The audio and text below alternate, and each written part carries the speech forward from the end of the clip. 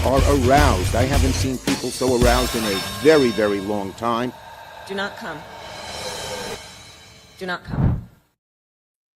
Hello, everybody. Welcome to the Punch Up Pod with Lila and Pat, Sunday night shit show. How are you, Pat? Very happy to be here. Stoked to see you and everybody, audience, and my beer. What are you drinking? What are you drinking? What do you got? I'm drinking Urban Roots, which is my favorite sort of COVID cautious place because they have a big outdoor place to drink beer, and they make great barbecue and great beer. Oh, that's fun. This is called Pile of Kittens. Oh God. It's good. It's really good. And they're not paying me. It's not a promotion. They should be though. I know. Let's get some alcohol sponsors in here. I'm just single-handedly keeping Castle Rock in business. Truly. Yeah. I mean, if they just throw me a 4-pack, that's free. That's nothing for them. Come on, every week, twice a week, a 4-pack. Let's do it. And all I need is twice a week, a 6-pack of my wine. That's all I need. Well, I'm not talking about my days off, but just for the show, can I get 8 free beers? I feel like I have to train for this all week. I can't just pop in twice a week and drink a bottle of wine. I have to be like in training.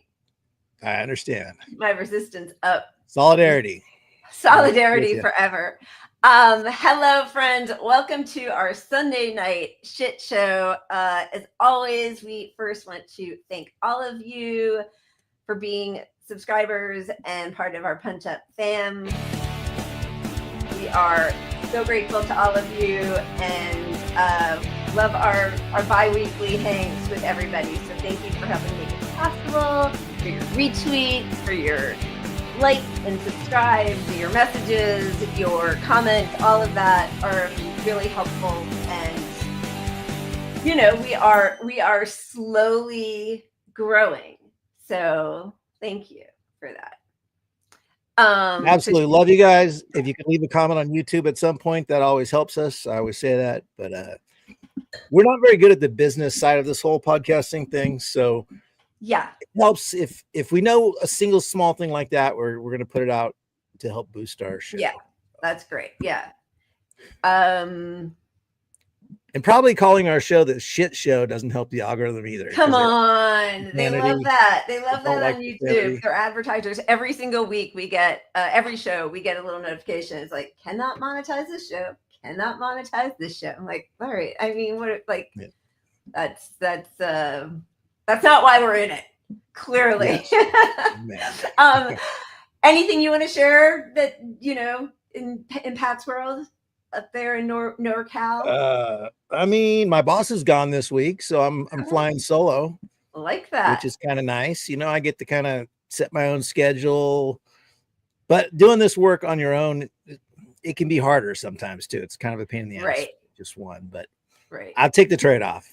Yeah. It's good, a different energy at least every once in a while, right? Yeah, it's a nice break. Yeah, good. Your world? All right, well, let's get it. Nothing really, just this same old, but glad to be here. And I am faking it till I make it with my outside smile. Because I'll tell you, makes you as normal as all of us doing the exact same thing. I mean, yeah, I know we're going to get into it. So I'm just going to plow through until I just start, crying in a corner. Yeah. Excellent. Well, let's start with the cheers, I think. All right. So. Let's start with our cheers. It seems that I guess we are getting rid of some of the National Guard in California, but it's not fast enough. And in the meantime, ICE is spreading and these, faceless, like ununiformed, unbadged thugs are showing up everywhere. So this lady is the hero of the week for following around this Dodge Durango and announcing to everybody to beware because they're out to get you. Aquí anda la puta migra en el Dodge Durango con las placas de Oregon. That's your local ICE agent in that Dodge Durango with the Oregon license plate. Aquí anda la puta migra en el Dodge Durango con las placas de Oregon. Solo el pueblo salva al pueblo. There's your local ICE agent in that Dodge Durango with the Oregon license plate. Aquí anda la puta migra en el Dodge Durango con las placas de Oregon. That's your local ICE agent in that Dodge Durango with the Oregon license plate. Aquí anda la puta migra en el Dodge Durango con las placas. They're gonna arrest you for no reason. I have it on video. Everything's on video. He didn't do anything. There's your local ICE agent in that Dodge Durango in the Oregon license plate. Hi. I'm doing fine. I'm not doing anything. I love the way she says it. Like, it reminds me when we used to go to Kmart when I was younger. It was like, blue light special, aisle 17. There's your local ICE agent in the Dodge Durango. Like, she says it like, yeah, I'm fine with this, but you know. I was gonna say I love her little chipper voice about it. Like, you know, and to me, it reminded me of like the old movie recordings that you would call in. yeah. You know, but she's just having a good old time, and I love rolling between the English and the Spanish, and it just absolutely. And just you see the people in the streets coming out and giving them hell, and that's the whole point. Make these people realize they are the Gestapo, and we didn't call them in here to help anybody. Nobody voted on this. Nobody wants it. And very few of our political leaders, certainly not the party of opposition, are doing anything. So, you know, citizen journalists, citizen media personalities, citizen, you know, who watches the cops? Yeah, that does remind me. I mean, I told you recently, my new hobby is listening to right-wing radio. You love it. I love it. It's so much fun. But I didn't realize it's actually a local Sacramento area right-wing radio version that I'm listening, like NPR local, but right-wing radio. Okay. And they were so stoked to report on the raids at Home Depots for day workers. Jesus. You know, and people kept calling in, and they're like, the dumbest person you ever heard on the radio. And then the host would say, it's such an honor to be with such brilliant minds like you guys. And it's literally the dumbest person you probably will hear speak all day. Saying the dumbest thing, and happy about all these mass arrests, stoked about it, and arresting all these day workers. It's just harming construction for one in the state, obviously, but these are people trying to make a buck. Like they're not okay. So you're taking away the buck they can make. Well, now they're much more likely to actually commit a crime because they got to eat. Yep. I mean, they're not going to show up to their ICE appointment or not immigration appointments. They're not going to send their kids to school. They're not going to take public transit. They're not going to pay taxes. Like, you are forcing people to be criminals. That's the whole system. But like everything else with capitalism, it is that inherent contradiction because, you know, it's disgusting and I don't approve of it. I think we need to change the whole system, and people need to make a thriving wage, whether they are American citizens or not. That's just for anybody who, you know, is alive, should be able to not only survive, but thrive. Right. So, but like for these horrific people who love to pay people under the table and abuse them, and they don't get overtime, they don't get benefits, that, you know, all that, like that's taking away from their ability to get contract work. Right. So like none of this is working out for anybody at all. No, and it only appeals to the radical people that love the racist part of it. And but that's not even, you know, the Republican construction contractors in town. They don't want any of this stuff to be happening. No. They were sold on it's the violent criminals, and they're like suddenly, oh, you mean the guy I've known for 10 years on my team? Yeah, he's the farm workers, the people working. Yeah, it's ridiculous. It's disgusting, and it doesn't solve any of the problems that they scapegoated these people as the reason for why everything's so expensive and nobody has a house anymore, and you know are saddled with lifelong debt. So it will. It's the Democrats' wet dream, because they're just going to sit back and the 2026 ads just write themselves. It's beautiful. We're all dying, and Democrats are just counting their money. All right. Yeah. So I'm going to pull us an audible here. Okay. Because one of our little, we have a wheel, as people who watch know, bring some joy between stories. But this one's wholesome as fuck, and it's related to day laborers. So we might. Oh, okay, good. Let's do it. I love it. It's Pepe's become kind of a symbol. Amigo, busca jale. Véngase con nosotros, le pagamos por su día. Vamos a ir a cotorrear. En serio, 150 bolas. ¿En serio? En serio, hermano. Jálese, vámonos, compa. Súbase, súbase. Vámonos. No. ¿Seguro? ¡Véngase! Jálese. Pásale, amigo, pásale. Este es el jefe del jale. Aquí están sus uniformes. ¿Saben nadar?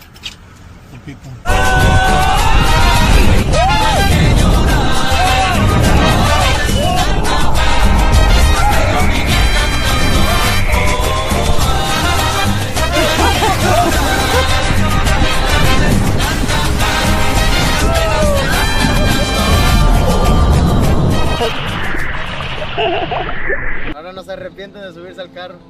No. Qué bueno. Gracias a la fundación que tenemos de Echándole Ganas, le vamos a dar $1000 a cada uno de ustedes. ¿De veras? Y quiero que me hagan el favor, tomen esta semana sin trabajo, por favor. Con mucho amor. Dios me lo bendiga, Gracias a ustedes que nos están alivianando. De verdad que lo agradecemos, porque ahorita como la situación que está difícil. Agradezco a todas las personas que han donado tal vez $1, $5 o $20, pero les agradezco de todo corazón que hayan hecho eso por nosotros. Well, I'm already crying. Also, like, that makes me nervous because I don't want anybody else to get in a random van just because it worked out nicely once, but that's really sweet. That is true. That is true. But, you know, like the guy with the red shirt, I mean, he had spackle all over him or something, you know, clearly he's doing construction work. I mean, I have shirts that look wrecked because workers recognize workers. Like this guy's, and he's old too. Like he's probably got the most expertise on the job site to most jobs he goes to, you know? Yeah. Oh gosh. Yeah. I mean, I just, I do get nervous though, because geez, what if somebody uses that ploy? It's like all the kids who, you know, it's like, I have some candy in the van, or I have puppies. You want to come see the puppies? We have to find that. It was the craziest video. It was like it wasn't a Candid Camera, but it was like a spin-off of that sort of a show. And there were a few different moms at parks, and it was filmed on several consecutive days. And the film crew went up to a mom of, you know, toddlers who were playing in the park, and she's watching them. Oh, I know this video. Yeah. And they were like, listen, we're doing an experiment. Do you feel like you've trained your kids not to go with strangers? And they were even older than toddlers, some of them, like, you know, up and to they 7 all get in the van. Every single one of them. When, like, I have some candy in the van, or I have a new litter of puppies. Do you want to see? And the moms would watch as these little kids would like put their hand up, hold a total stranger's hand, and walk off to a van. But anyway, I don't mean to completely. Yeah. Well, you know, the sweetness of that video, because it had me in tears, but it does make me nervous. Obviously, that was edited, but you know, with the language between them, I'm sure there was a long communication and trust built. You know. Yeah, I hope so. Yeah. Those old guys aren't hopping in a van out of nowhere either. Yeah, I know, and just, you know. I mean, I know we all know this, but God, it'd be so easy for everybody to have a life of joy if the people in power could get some true help. Like there is something pathologically wrong with the people in power, and they all just need to go to a Coldplay concert. The Coldplay stuff. We had some joy this week. There was a little bit of joy and lots of really fun memes. This is what happened. I'm sure everybody knows, but CEO of a $1 billion tech company, Astronomer, the CEO's name is Andy Byron, was hanging out at a Coldplay concert with a new human resources hire, Kristen Cabot, and both of them are married, or I think she at least has a significant other. He is married with kids, and they went to this huge concert, and this is how it turned out for them. Oh, look at these two.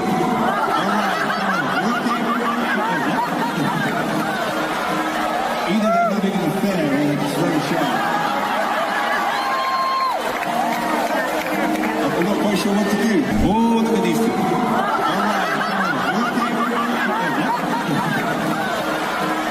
Either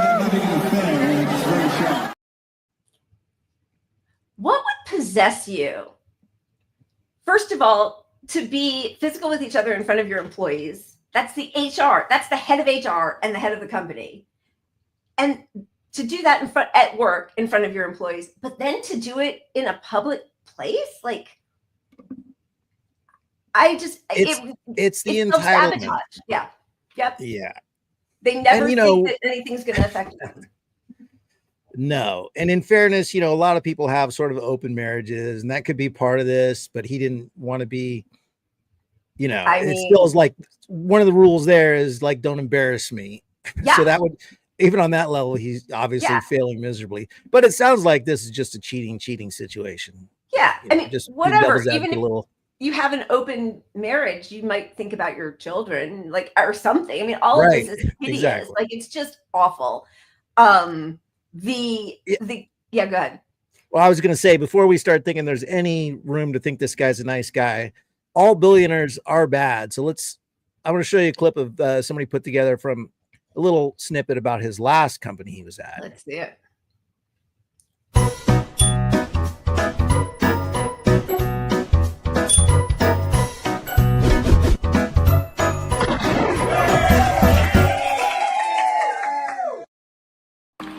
Oh, look at these two. All right, come on. You're okay? Oh, what? Either they're having an affair or they're just very shy. If you think his marriage is the only thing that Andy Byron ran into the ground, then I've got a funny story about karma for you. Before being Astronomer CEO, Andy Byron was also Chief Revenue Officer of a different software company, where he hired a lot of hardworking, great people with high hopes for their careers by promising them the opportunity of a lifetime that would completely change their future, solve any financial worries their family or children might ever have. I also had the questionable privilege of being interviewed and hired by him. As you can imagine, he's very persuasive, considering he managed to convince his own chief people officer to go to a public concert while they were having an affair. He also convinced me and a lot of my former colleagues to join him in that company. He convinced investors to invest almost $2 billion. Myself and countless other employees invested their savings into employee stock options. And in a tale as old as capitalism itself, when the company went bust and was sold off for pennies on the dollar, him and other top-level executives left with golden parachutes worth millions of dollars, while low-level employees like myself and many of my colleagues lost tens and sometimes hundreds of thousands of dollars of their own savings. Two lessons out of this: if somebody promises a no-brainer opportunity of a lifetime, be very skeptical. And if you badly treat and take advantage of people, karma will at some point get you. And sometimes that karma is called Chris Martin of Coldplay. Viva. Wow, what an asshole. Apparently also, I mean, I have not I don't know that this is true, but I think it is, because there were no community notes and I couldn't find anybody contradicting it. But Alex Cohn I was fired from Astronomer today. I ran our company's events team. Turns out our CEO and head of HR were having an affair and got caught at the Coldplay concert that I bought the company tickets to. They blamed me for getting caught and fired me on the spot. Taking some time to reflect, and we'll start looking for jobs soon. And then a few hours later says, go ahead. Go ahead. So I was going to say, don't rush it. That's not going to help your lawsuit. Yeah. Do not rush it, but he's already on the job. That was a big mistake, Alex. Yeah. He was just hired at hellopatient.com, which honestly sounds like maybe stop working for the worst people in the fucking world, because that sounds like some, health insurance scam. But anyway, life comes at you quick. We will not be attending Coldplay concerts. Ha. And then, of course, the memes start, right? Like, retweet to scare a CEO. We have one every summer, the Orca Gate, the Submarine Gate, Luigi, and now Chris Martin. So, the internet got to have a little bit of fun for a few days.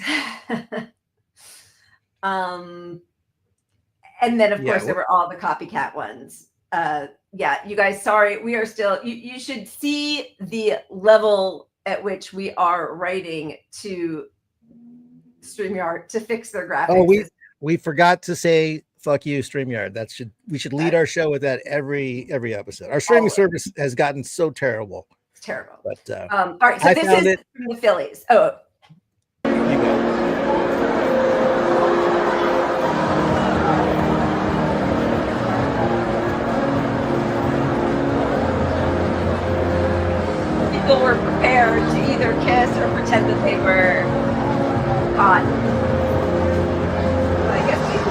they're all into it. These guys. There we go.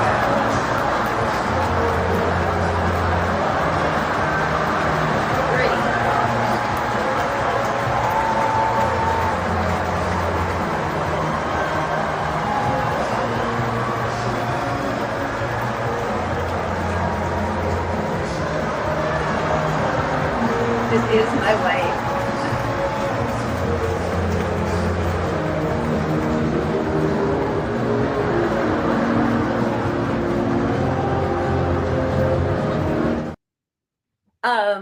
And there's another one at, I think, like a AAA game in Utah where, you know, everybody's acting it out. I feel like it's a much needed relief because it's happening to the worst people in the world, or some of them, not enough, but, and, you know. Yeah, but it has, you know, you showed the Luigi and the submarines and the orcas. And if these were just two regular people, it wouldn't be that big of a story. It'd be entertaining.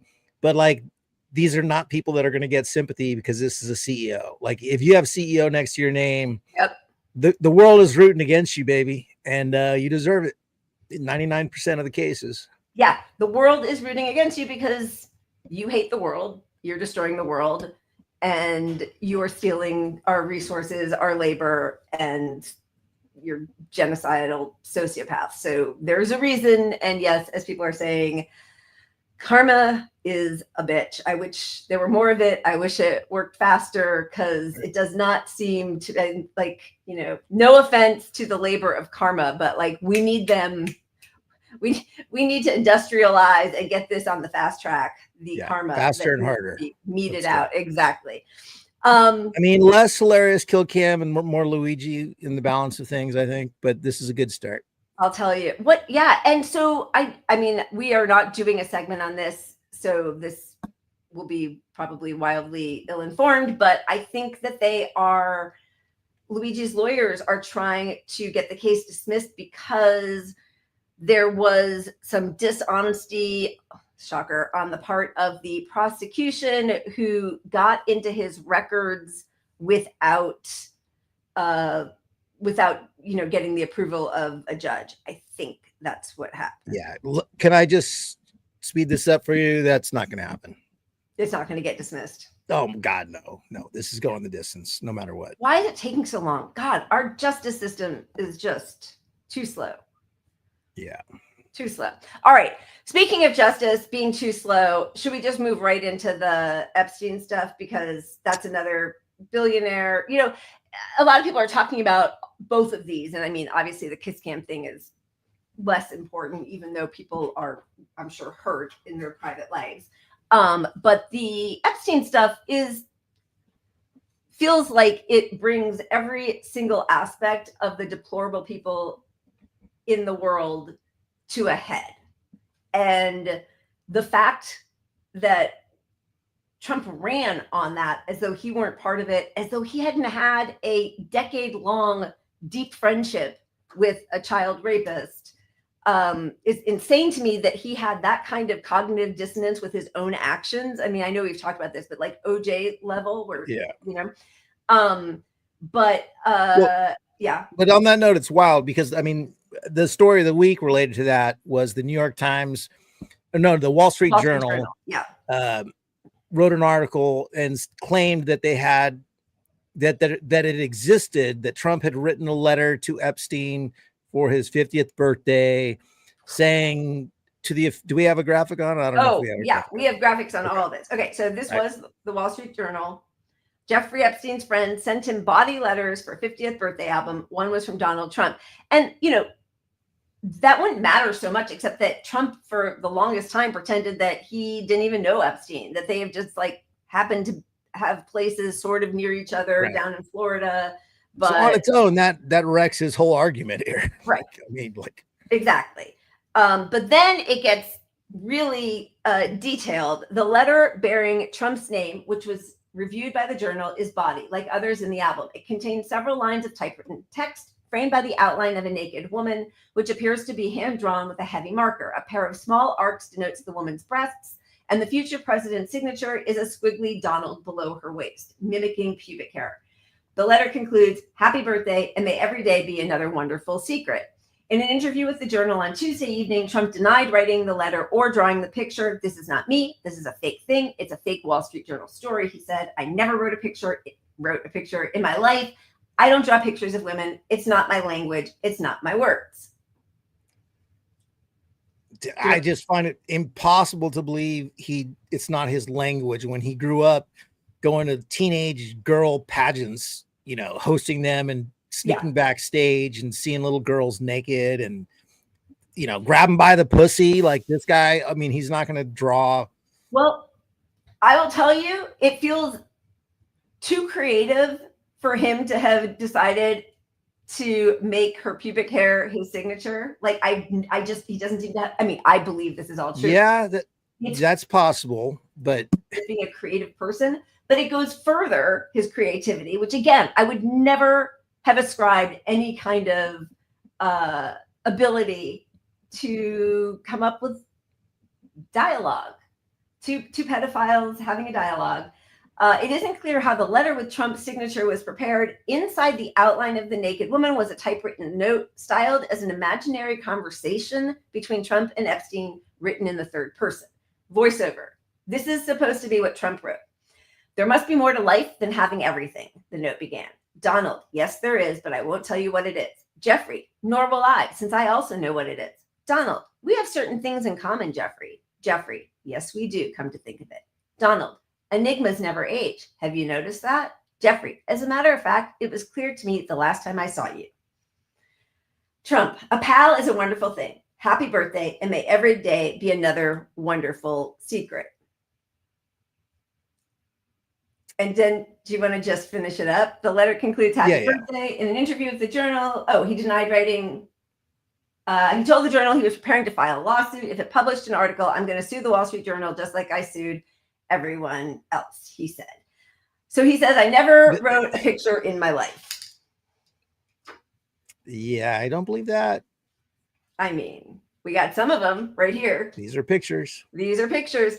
And the one, this one right here sold for auction. I don't think for that much money. I can't remember. No, I mean, it probably was in the thousands, tens of thousands. I think it was close to 30,000, which is crazy. I might be wrong about that number. What's particularly disgusting is that it's a skyline of Manhattan, and on the little placard underneath, it says, "You're fired." Like, everything about him is revolting. Everything. Yeah. And look, this is where he's just not intelligent as well, because if you sue the Wall Street Journal over this, they have discovery rights to discover how many fucking art pieces you've made. Yeah. They will be able to discover, to look in any reasonable place for similar artwork, which opens the door up to, hey, this, we can prove it's him, and we can find other evidence in that quest for this evidence. Well, he seemed to have submitted them to charitable, like to auctions. Like another one of, so that one that we showed that went for a few $1,000s, it might have even been as much as like in the 20s, which is a lot for, especially for that, but okay.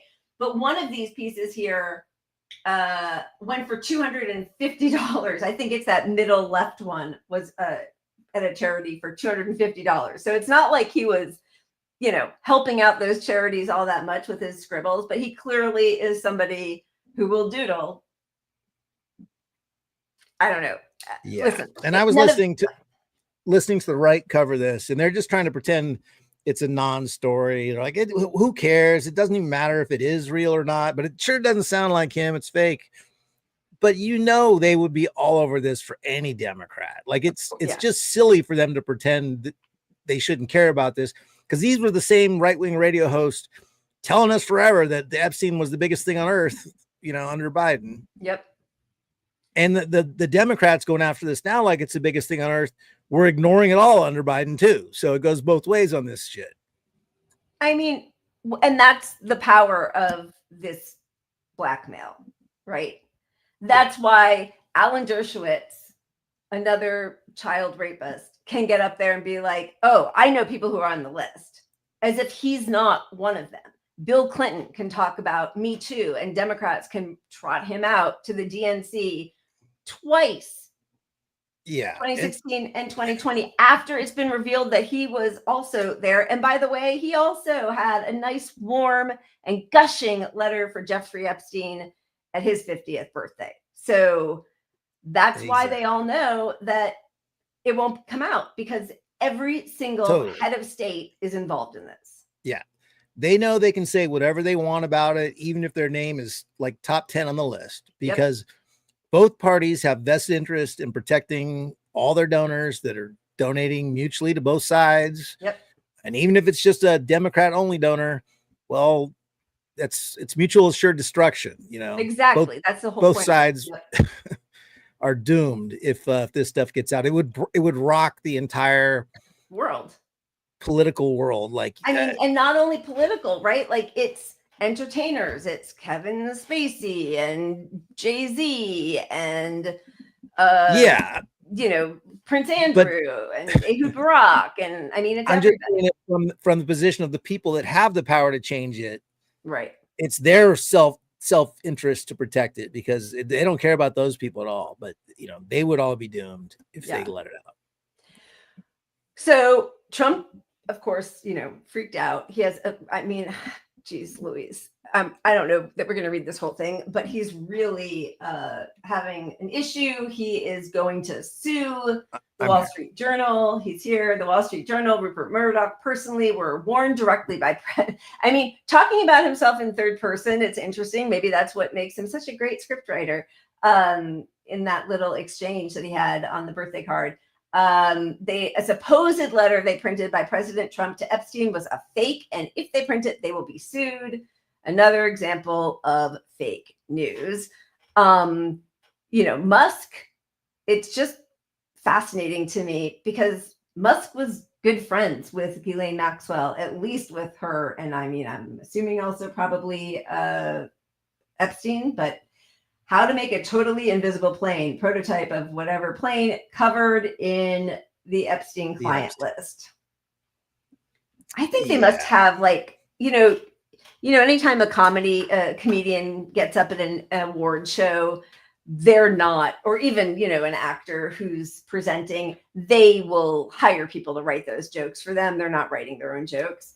I wonder if Musk has his own, like, I'm sure he has a social media team. Oh, he does. Look, he's not clever like that. The guy lied about being the top gamer in whatever game he plays, for fuck's sakes, and he had somebody else playing the games for him. Like, these guys will do it. They're all about ego. It's just ego.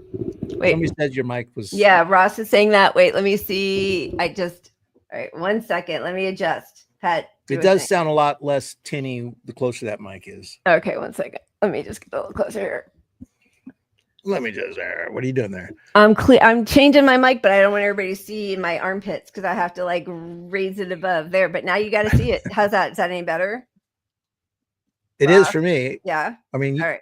I could hear you clearly. It's just it sounds better now to me. Okay. All right. I'm gonna take Adria's input and decide it's okay. Okay. So, but the crazy thing is, so they know that there's a ton of pushback. People are angry. This was 3 days ago. Pam Bondi says, Attorney General Bondi, that they're going to go to court tomorrow to unseal the grand jury transcripts. You know, lol, it will all be redacted. But there is quite a bit of freak out in MAGA land. This is Nick Fuentes. This is kind of crazy to me. This is he's a Nazi. This guy's a fucking Nazi. And like an America First Trump supporting Nazi, right? Yeah. Yeah. Okay.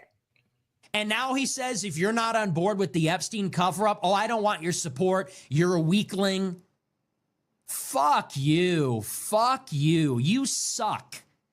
You are fat. You are a joke. You are stupid. You are not funny. You are not as smart as you think you are. You are, and honestly, and if you watch my show, you know I've been very critical. I've never been this far. This just goes to show this entire thing has been a scam.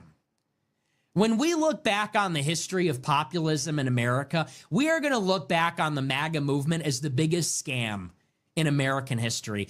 And the liberals were right. The MAGA supporters were had. They were. When we look back in history, we will see Trump as a scam artist who served as a vehicle for this rather than the other way around. We were not the vehicle for Trump. Trump was the vehicle for all of us. I mean, we need that broken clock graphic. Yeah. Yeah. Whatever, because Jesus Christ. I mean, it's crazy. There's such a divide because, like, okay, the guys like this in the right wing sphere, they're really not directly tied to the campaigns much. Like the right wing radio I'm listening to, you can tell it's just state propaganda for the Republican Party in the MAGA crowd. Like it's a totally different spin in these worlds.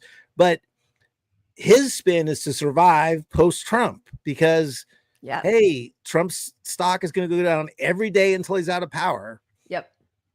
So they're going to, you know, the real right, the alt-right and the nutty right, they're more likely to move against Trump than any of the establishment will, because the establishment still needs to try to get elected and all that 100%. Yep. And they need their corporate donors and all of that. It's a different, different business structure for them. Yeah. The business model for Nick Fuentes is viewers online. Yeah. Trusting that he's speaking truth to power. I forgot to say it, so I'm just saying it now in the middle of, you know, this horrific tale of child rape. So I am sorry, but please make sure to like and subscribe, smash that notification bell. This is why we are so horrible at the business side of things, because it always just feels so unnatural. But so we're just saying it. Thank you. Alex Jones, also Alex Jones, who like teared up and like almost vomited on camera last week, is also calling Trump out. And again, these were his biggest supporters who helped galvanize the MAGA troops, right? So it is just interesting to watch them not try to make excuses really for it anymore. Like for a while there was, well, it's Pam Bondi's fault. Oh, it's Bongino and Kash Patel's fault. And they're not falling for it anymore. But partly it's because Trump has been so rude and dismissive about his own supporters. Like if you're, you know, why are you still talking about it? If you're so stupid that you like, I mean, I think he even called them stupid. Like, yeah. So the right wing radio I was listening to, they do differentiate in the sense that here's how they set it up, right? Right. Because they recognize their own supporters really want this Epstein stuff, right? Right. So they will attack the actual like use of the letter by the Wall Street Journal. Like, this is ridiculous. This isn't journalism. This is, of all the things that are out there, you're going to focus on this. Nobody even cares if this is true or not. Right. You know, kind of, they put that spin on it. And then they will follow it up with, well, you know, I disagree with Trump not doing more on the Epstein stuff, but we look at all he's done for us. And they just go right into dropping the talks about tariffs and how great tariffs are, and the and, deportations, the mass deportations. And in Sacramento here again, we wouldn't have these day workers kicked out if it wasn't for Trump, you know. And so they just gloss over it. They say, oh, I wish he did better on that, but we can't be perfect on everything. He's done all this other stuff in his first 100 days, you know. So they know they're spinning to their base that does not agree with any of this. Right. Oh, what about Shane Gillis at the ESPYs? I thought that was interesting that he did that. I don't know if everybody saw it, but we should just take a quick look, just because, you know, Shane Gillis, I don't know that he definitely didn't like stump for Trump. I don't know if Trump went on to any of the podcasts at the same time that Shane Gillis was on, but those are the circles that these sort of like, I mean, they get tarred as right-wing comedians. I don't even necessarily think that's true. I think they're just not, they're not lit. Gillis, Gillis, he's like, I would call him like post woke, in you know, as sort of like, you know, they love leaning into how silly it is to be woke, you know, and that's half of their shtick. But then they go to that line and they cross a little bit, but you're at the end of the day, even if you are woke, you're like, he's making the joke about it. Right. And they sort of dance away dance around in the same way Chappelle dances around. It's a tricky really stuff. hard line. I think no one does it better than Bill Burr. But I think you're right that it's not, they're not trying to throw, well, no, they all seem to do a thing with trans people. It's so disgusting. It really, like, it breaks my heart that there's a group of people that comedians just feel so like comfortable. Yeah, it's the denigrating. easiest target, and it's Gross. and the jokes are so tired too. Oh, like, my nobody pronouns, whatever. be Yeah, funny about it or something, but just you're not like even funny about it. lamest thing. But that said, so this was Shane Gillis at the ESPYs just a couple nights ago. Donald Trump wants to stage a UFC fight on the White House lawn. The last time he staged a fight in D.C., Mike Pence almost died. All right. You don't have to do that. It was fine. I didn't write it. Actually, there was supposed to be an Epstein joke here, but as it got deleted. Must have probably deleted itself, right? Probably never existed, actually. Let's move on as a country and ignore that. Okay. I love that he throws his ghostwriter under the bus for the joke that bombs. Apparently, I wasn't there. It didn't look like it was bombing, but I guess the crowd was slow to react with the joke about Mike Pence, right? So but you're then, saying post this show, he threw his writer under the bus? no, but as he was talking, he was like, the last time Trump staged a fight on the right. whatever, Capitol Hill, the vice president almost got killed, or Mike Pence almost got killed. And people are kind of like, ooh, like that. And then they start laughing. I wouldn't have noticed, but obviously it's spliced because that was put on the ESPYs, right? So, and Shane Gillis is like, and then when they finally start clapping, he's like, it's all right. You don't have to do that. I didn't write that joke. So he throws his ghostwriter or whoever wrote the joke under the bus for that one. But the Epstein joke lands hard and fast. And he's like, all right. And he's not like, honestly, I didn't write that one either. And thank you to, Jerry from Queens who wrote it for me or whatever. Oh, really? I don't know. I didn't watch it all. So that might, it sounds like shtick. We just showed, dude. That was it sounds the 38 like seconds. I got it. You need me to write it. Do you want me to watch it again?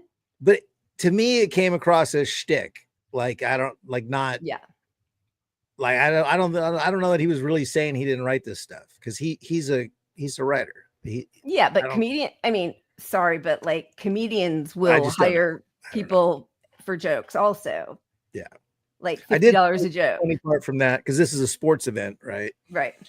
And he called out the woman in the audience and said, hey, congratulations to so-and-so for the award.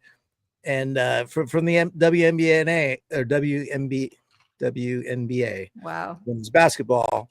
And everybody clapped. And he's like, no, I'm just kidding. That's my friend's wife. And I knew you guys wouldn't know anyone in the WNBA. Oh, that's funny. Which was pretty funny. Probably he didn't write that one either. Right. I don't know. I'm just letting you know. Again, let's go. They all have joke writers. They all have. I know they do, but anyway, yeah. All right. Are we done with Epstein? Do we have any other stuff to share on Epstein? I don't think we do. We're never going to find out. It is so horrific. Well, yeah, go ahead. I mean, I do want to point out one thing. So Trump is pushing for the release of to unseal the grand jury documents, which the problem with all that is, even if that ends up happening, two parts. One, they'll redact it. It'll be a whole bunch of black lines over everything important. Right. And two, the grand jury case was very narrow and specific. So it probably wouldn't have included anything close to a list anyway. Yeah. Because they litigated this case in a way to not get the people involved, like to protect from the start the people who should be prosecuted other than him. But also there's not going to be a list that's like, Alan Dershowitz had sex with this 7-year-old who was an orphan from Thailand on January 30th. It's not going to, it'll be and we've names all seen in a coded system book. that they only know themselves. Right. It'll be a list of names though. They will have names. But we have his black book, right? We have his Yeah. black book and we have the flight logs. so we have them. We have, hundreds of hours of testimonies from young women who were raped repeatedly for years.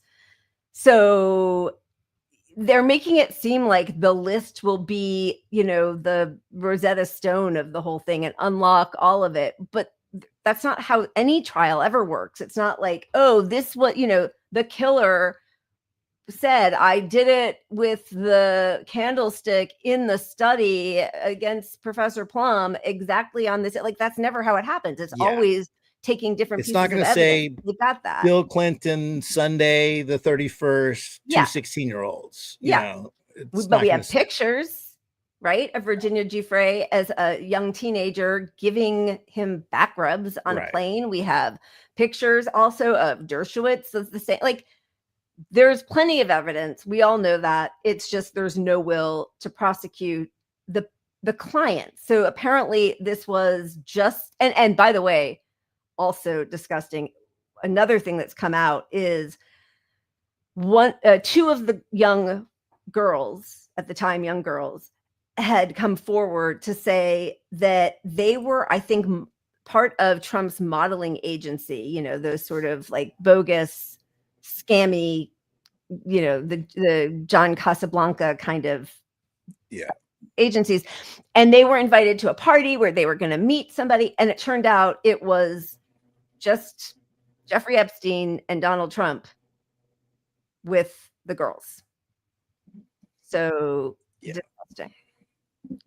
There's no doubt, but what they're doing is they're setting this thing up to have Trump eventually release this grand jury stuff in a way that's really not revealing at all. Right. And then saying, I told you guys to let this go. It was a Democratic ploy to pretend there was stuff in there that incriminated me. Yeah. So let it go already. Yeah. And it's going to take so long to get to this stuff that it's all kind of irrelevant. It's just going to just wash away. It's the hope that these guys have. I mean, tens of thousands of hours of video footage must exist, do exist. They had cameras everywhere. Just, yes, that's kind of just it. Vile piece of garbage. The fact that he can still show his face in public, that he's invited on to shows. I mean, it's, he's a genocide supporter. He's a child rapist. And yet he persists. Hey, Jay. I didn't even mean to do that, but glad to see you here. Show is shit. The show is shit. Hey, wait a minute. Look at me. Internet. I was doing blowing that. Up, guy. We're doing it at the same time, Pat, and I keep pushing it at the same time. I'm huge on the internet. The kids love me. Ladies. Yeah, there's lots of different meanings to all the different hearts. I feel like I'm always hurting somebody's feelings or not doing something appropriate. And apparently, when you wrote that, it's the zeitgeist. A lot of people are feeling it. I touched into the heart of where people were feeling. I didn't even mean to say heart, but like, I think what inspired that tweet is somebody I think Mo gave me a colored heart over something we said in a chat together. And I was like, you know what? I don't know what that means, but every time that comes up, I Google it. And it's like, the explanation is like, this heart means platonic love and friendship. Right. And then right below it'll say, or it means they're really into you and hot and you should ask them out. They're all so vague and like, it's all just depending on what you mean. So I just put that out there as a tweet and it blew up. So, but it is kind of funny seeing like, it's all the pretty influencer leftist women ran with it because it's like they communicate in this world of heart. I mean, we all do. Right. But like, if you're an influencer, that's why this tweet blew up, because they could grab it and, it's just. Yeah. It was a tweet. I don't know the exact thing, but I'm not going to learn what all the different hearts mean, but I hope you know that my heart is meant for you exactly the way I will also take that your heart is meant for me, like in the best spirit, right? Basically, it was better with the typo. And this is the other thing. This is why this tweet blew up. Part 2 is I spelled vice versa, VISE. And then my follow-up tweet, I also typed in plutonic instead of platonic. Oh wow. the algorithm loves people that aren't that intelligent, which also rang true with my 2 tweets about it. So. My father, who is a professor of Greek and Latin, it's ringing in my ears, vice versa, and Plato, obviously. Come on, Platonic, but that's funny. They Grok and what's his name, Elon Musk. They really love the under-informed followers. Yeah, on if you use proper grammar, I'm sure that's already points against your tweet at all times. That's right. Yeah. Okay. This is also crazy. So Steve Breedlove writes, I believe this is going to sink Trump, but it's fine because he got JD into the executive and all the AI tech fascist dystopian surveillance apparatus is now in place. They are ready to disappear us all. I mean, that's the thing, is like, this is actually bipartisan. And Peter Thiel, who, you know, called Obama a communist and loathed him, sorry, just bit my tongue, publicly, but still got government contracts from Obama, even though he was clearly already a far right, you know, Ayn Rand kind of fascist. This is how they thrive. It's bipartisan. It's all in place. It really doesn't matter. The blackmail system is also in place. They all protect each other. Obama could have, you know, like, hey, how about instead of going after Edward Snowden and Chelsea, oh my gosh, my brain, help me, you know, Manning, thank you, and Julian Assange for reporting facts. What if you went after a serial pedophile rapist and brought down the worst people in the world? But nope, not so much. Never and look at this. Gonna happen. I mean, he's right. That, look, this is sort of sinking Trump's stock. Although I will say, like, the polls on this, like, the polls say that the public really doesn't believe what the government is telling us on Epstein. They really think Trump is also part of hiding this evidence. Both parties want him to release more on this stuff, and they think it's bullshit. But Trump's numbers have gone up through this. So as much as it's probably going to sink him, the whole system is set up so it's irrelevant, right? So in the midterms, the Democrats are going to win a lot of seats in the midterms, maybe win both houses even. I don't think they will, but they might. But they're definitely going to win, you know, one of the houses. But that's in the midterms, you're running against Trump. So Trump's not going to be on the ballot in 2028. So in 2028, this whole campaign Democrats have built for the last 12 years that's anti-Trump needs to be anti-somebody else. And whatever crimes get pinned on Trump, if the whole list doesn't come out, like, that's irrelevant to the next guy who takes over the Democratic or Republican Party. You know, so they have a clean slate to run against us or Democrats in 2028. I mean, it's such a good point. And because, you know, JD Vance, who was sponsored by Peter Thiel from the beginning, and also like helped by liberals and corporate liberal media in 2016, explaining away, you know, he said, didn't he say that Trump was like Hitler, and said it was because of all these racist, you know, white people out of work in the Midwest and in Appalachia, and then turns and now he loves him, but he's always with those tech guys. They love him. And because, as you're saying, Democrats never run on an affirmative platform. It's just, we're going to be either a little more racist or a little less racist than Trump. Then, like, they're going to have to start from scratch. And they used to love. So all they're going to do is show, oh, this is what he used to say, and now this is what he says. Like, that's how it's going to go. Right. And if Democrats do win, those same tech bros who are the top enemies in against the world right now, it's tech bros against the world. Those same tech bros don't lose power when Democrats take office. No, they just shift, and the Democrats will shift to them because they have the money and the power over the parties. So they're not like beholden to, oh, well, now there's a Democratic president, our tech company has to be more liberal.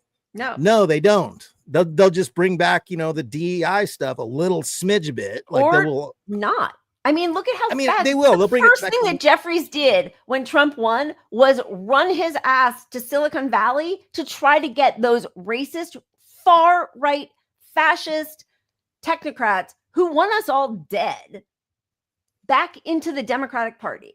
That was their first instinct. And so did Ro Khanna. If Elon Musk is leaving the Republican Party, why don't we? It's a big tent. No, the fuck it isn't. Like, it shouldn't be. And it certainly isn't for anybody to the left of, far right Democrats. So it's not a big tent and it won't matter. And those people will still get their contracts. And they, we just need to Luigi as much as possible. Manja. Because amen. Yeah, Manja. right. Let's spin the wheel. All right, here we go. Bring some joy. Yeah, baby. If it doesn't land on alcohol, I'm calling an audible. Oh, for fuck's sake. I'm definitely we can definitely audible. What do we got on Zen? Well, I was just saying audible for filling my glass. Oh, okay. And I finished that one. We have a I didn't couple start of with them? a full bottle. I just started with like a glass and a half bottle. But I do have my second one here. Do not worry. I thought we had another Zen that wasn't quite as wholesome as the Mei-Ling. But maybe Well, I don't know, but Pat, you kind of screwed us by adding another the wholesome as fuck. It can also be a moment of Zen. So we're in a little bit of a quandary, but pick whatever. all right, You just need something happy or good, whatever. If we need something happy, we're audibling this entire show. All right, Here's do here's it. some dogs. Here's some dogs. Screw the rules. I can't. Dog vibing to the music. Look at his eyes.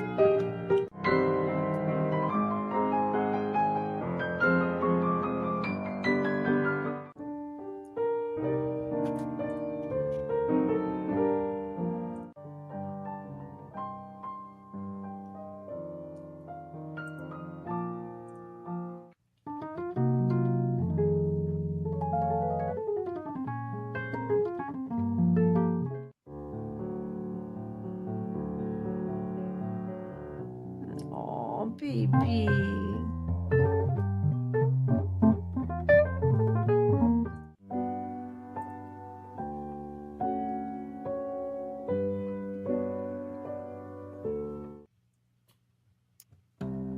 That little guy is so chill. Oh my God, I love him.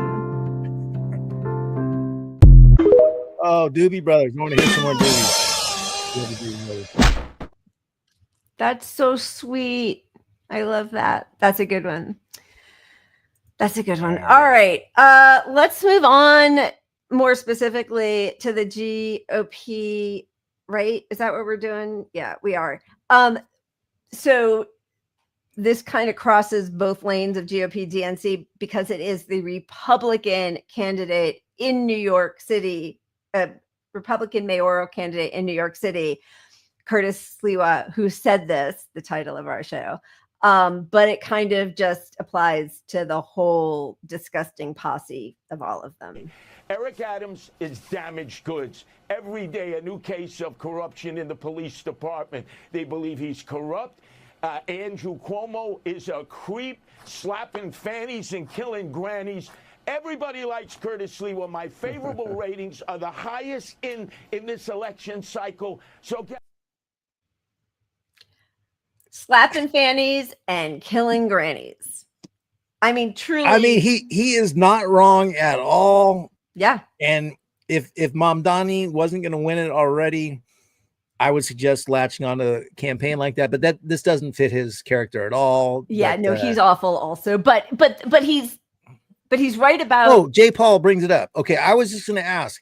He looks just like the guy that was the Guardian Angel guy. Yeah. So it is the Guardian. I did not even know that. Yeah. And I have to tell you, I mean, this is how, uninformed I was as a kid. We would go to the Shakespeare in the Park in the city in New York when we were there. And, that was in the late 70s. So I mean, I was little. And when the Guardian Angels would walk around through the blankets and stuff, I felt protected. You see? Good. I've grown, I've changed, but I did. I was little and I was like, oh, the Guardian Angels, they're here. All right. Well, hey, listen, this is who we got in the White House proudly putting forward the dumbest fucking videos in the world. I make it rain. I make it rain. Make it rain on them. I make it rain. I make it rain. I make it rain on them. I make it rain. I make Official White House post. Like, make it rain. That's stripper talk, right? That's like, I'm at the stripper thing. I'm with the money. Yeah. Like, that's right. What the fuck is happening?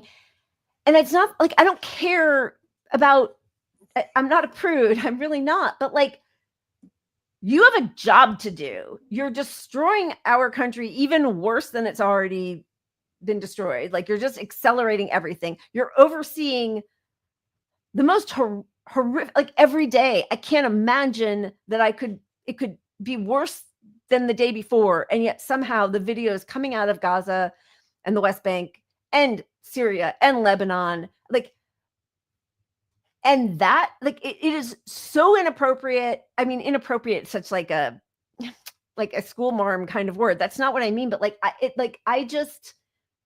cannot believe this is our reality. They're treating it like a joke. And especially to go from the Republican Party that is all about decorum and like, family values, and Mike Pence, who won't even let his wife be in a room with another man calls alone. her mom.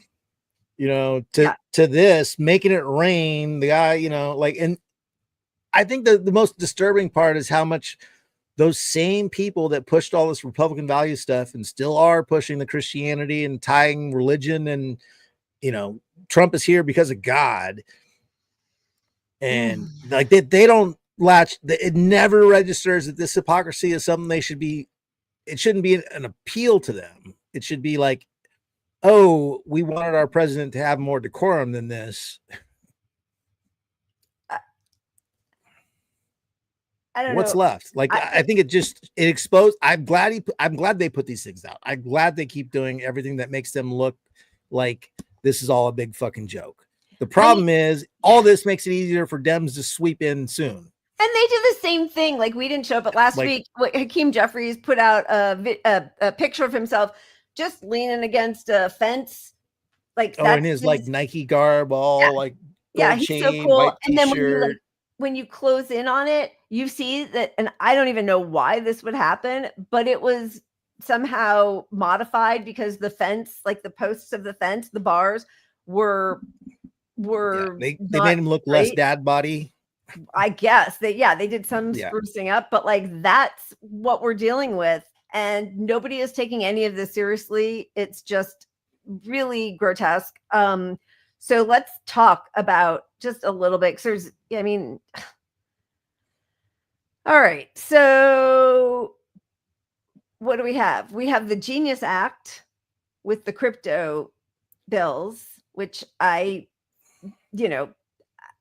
honestly, I have to say, I don't understand well enough to know, but it just feels like an extra layer to the scam of all of our finances, where our retirement pension accounts will be linked now to crypto, and we're all fucked. It's the biggest scam, because look, what the big picture on crypto, as I read it anyway, is that here's an area we can get into that's unregulated, which, because of its lack of regulation, is going to allow us to make all these crimes in the future.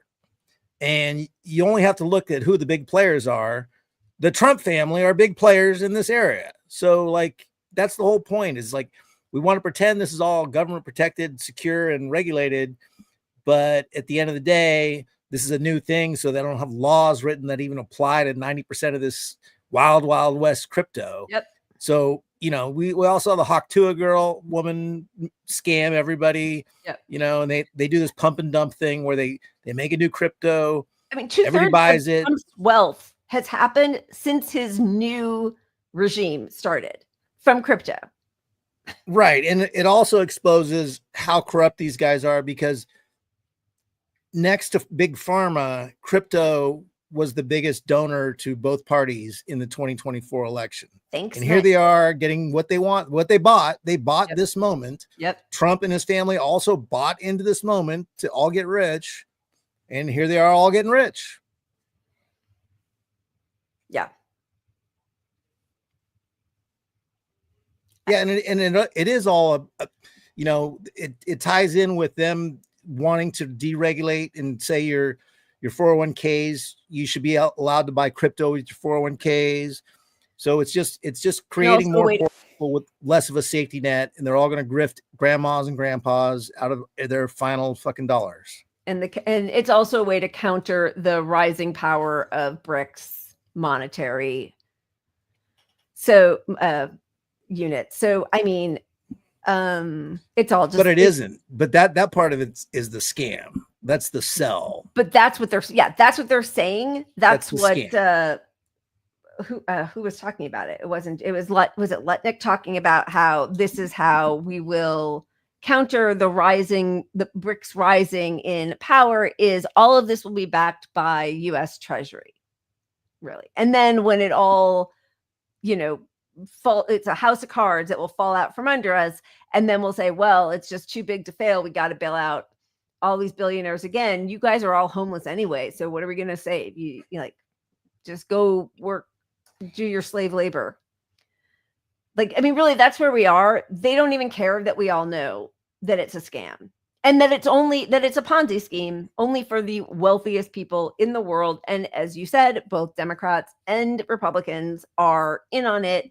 The fact that Matt Damon, who is sort of a lefty guy, was doing commercials for crypto just 3 years ago. No, not just Matt Damon. Matt Damon, Steph Curry, the most wholesome entertainment guy in sports, as well. Larry David, you know, Seinfeld writer, brilliant guy.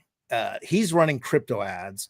All these guys got tied up with I forget the name of the business, but that was a scam. The guy who created that, is in jail still. I mean, but none of that is affecting it because crypto folks bought our politicians in 2024. That's all it takes. And they buy both sides, which is why voting our way out of this will not help on a national level. There's little glimmers in, you know, municipal elections, but I don't know. All right. The other thing that they're doing, and this is just the craziest in the world, is the EPA is going to eliminate its scientific research arm and began firing hundreds of scientists after denying that it intended to do so. So, you know, and again, you know, the reason that we point out how Democrats are complicit, how Biden continued building Trump's wall and bypassed 26 EPA laws to continue building that horrific, racist, ineffective wall, is because none of this could happen if there weren't the complicity of their friends across the aisle. You know, so I don't know how much we're going to be getting into COVID today, but like there's, you know, the Monica Gandhi, who was one of the worst anti-COVID precaution doctors out there. Another one of these Stanford yahoos like Bhattacharya and Vinay Prasad, who, you know, wanted to send people back to school because she didn't want to hurt the poor kids, which is a lie, because every single poll that was ever done showed that people of color and lower economic brackets wanted to keep their kids home. They have the least space. They're living often multi-generationally. They knew, and it's been borne out. And they're most likely to mask and take precautions. Yep. Just like, you know, in my industry, I see a lot of other poor people as well working in the industry, and then just going to their homes as well to do service in a lot of apartments and whatnot for electric stuff. But these are people that can't afford a potential, like, even if it's 2 weeks and they get past it, they can't afford that. So these are the people that wanted protections the whole time. Yep. And they were in the middle of getting protections while the rich, wealthy class sold everybody on this lie that it's fine. They're like, it's not fine because I could still get sick and be out for 2 weeks, forgetting all about the long-term damage it could be doing. Just the short-term alone makes it not worth it to me to take a mask off. And their schools didn't have the fancy air filtration and purifying systems that Monica Gandhi and Ashish I can't remember his last name. I went to what is it? I went to school with him. He was in my yeah, Ashish Jha. He was in my class at Columbia. And you know, if you could go back to college and kill Hitler and Jaha, would you? I mean, can you imagine? He was in my class. Eric Garcetti was in my class. A lot of bad people.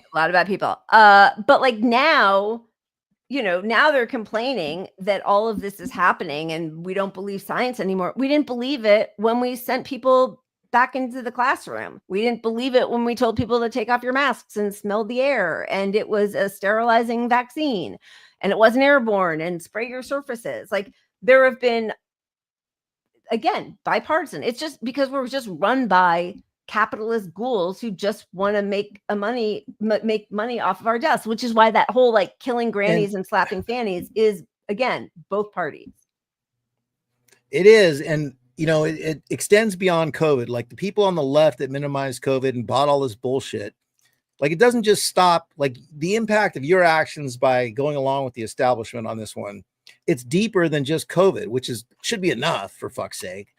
But you know, when you're looking at the dismantling of science, that COVID got us to this point. I mean, we literally JFK is in charge of our fucking public health, you know, and that guy is like minimizing vaccines. They're removing all the science. There are no people that have medical degrees that are experts on virology now in charge of vaccine suggestions for the country. And right? Cases of measles are rising. Yeah, it's and if you care about making America healthy again, you know, the first thing you do is Medicare for all, or single payer, because that's the reason that so many people, one, who were, I mean, often Black and brown communities who were hesitant to get the vaccine because they don't trust medicine because they've been so destroyed by experiments done on their bodies, and they don't have primary care physicians or doctors whom they trust. They don't have personal relationships because we've closed all of these smaller community hospitals because it's not private equity has, it's not financially, successful to just keep people safe and healthy and have preventative prophylactic treatment with their doctors.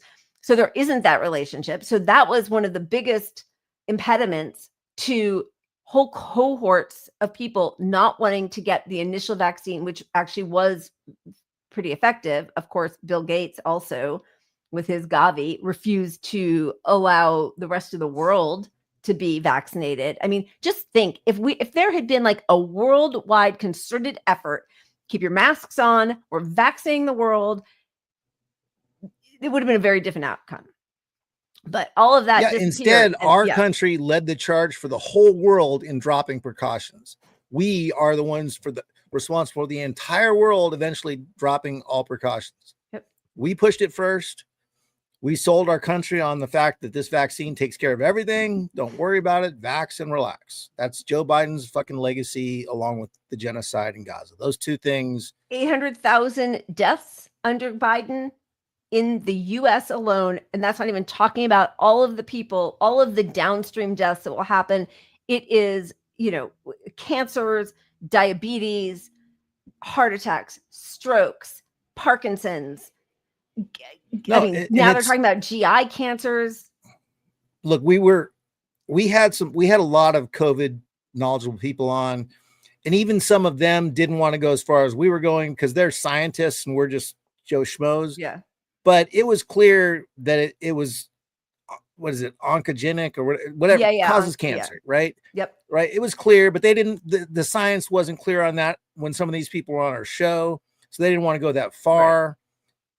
But it's now clear. It causes fucking cancer. Clear as fucking day. So this thing we're giving kids twice a year that causes cancer, that we have no plans to stop giving them twice a year for their entirety of life.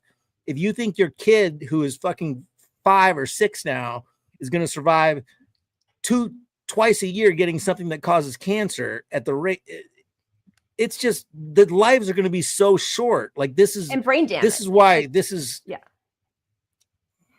cancer, brain damage. And what's happening is like, you know, we're not hearing so much about it, but there are reduced numbers of teachers and doctors because they're sick. They have long COVID. I mean, we are depleting our workforce. So again, it's like it always comes back to capitalism and that inherent contradiction. Get everybody back to work. We need to get the economy up and running, which it's just the stock market.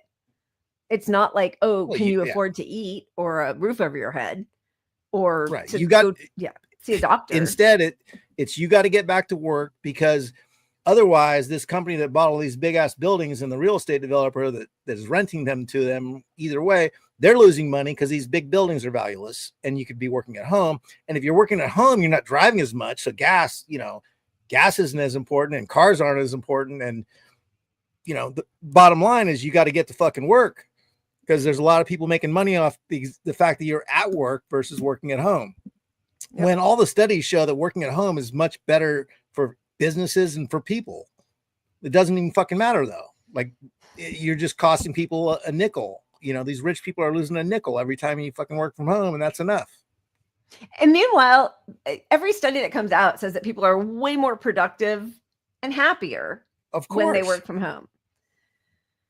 And it costs the government more money in the long run by not letting people work from home. Yep. I mean, we have to, you know, there's all this stuff, you know, preventative stuff and things that prevent. It's just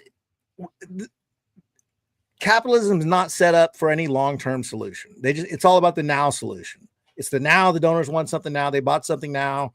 My real estate went down 5% in value now. Yeah. You know, so it's like, yeah, you people that don't have health care are going to be in the emergency rooms costing the government way more than if we just gave you fucking health care. But I need to get reelected. And right now my donors are losing $10. Yeah.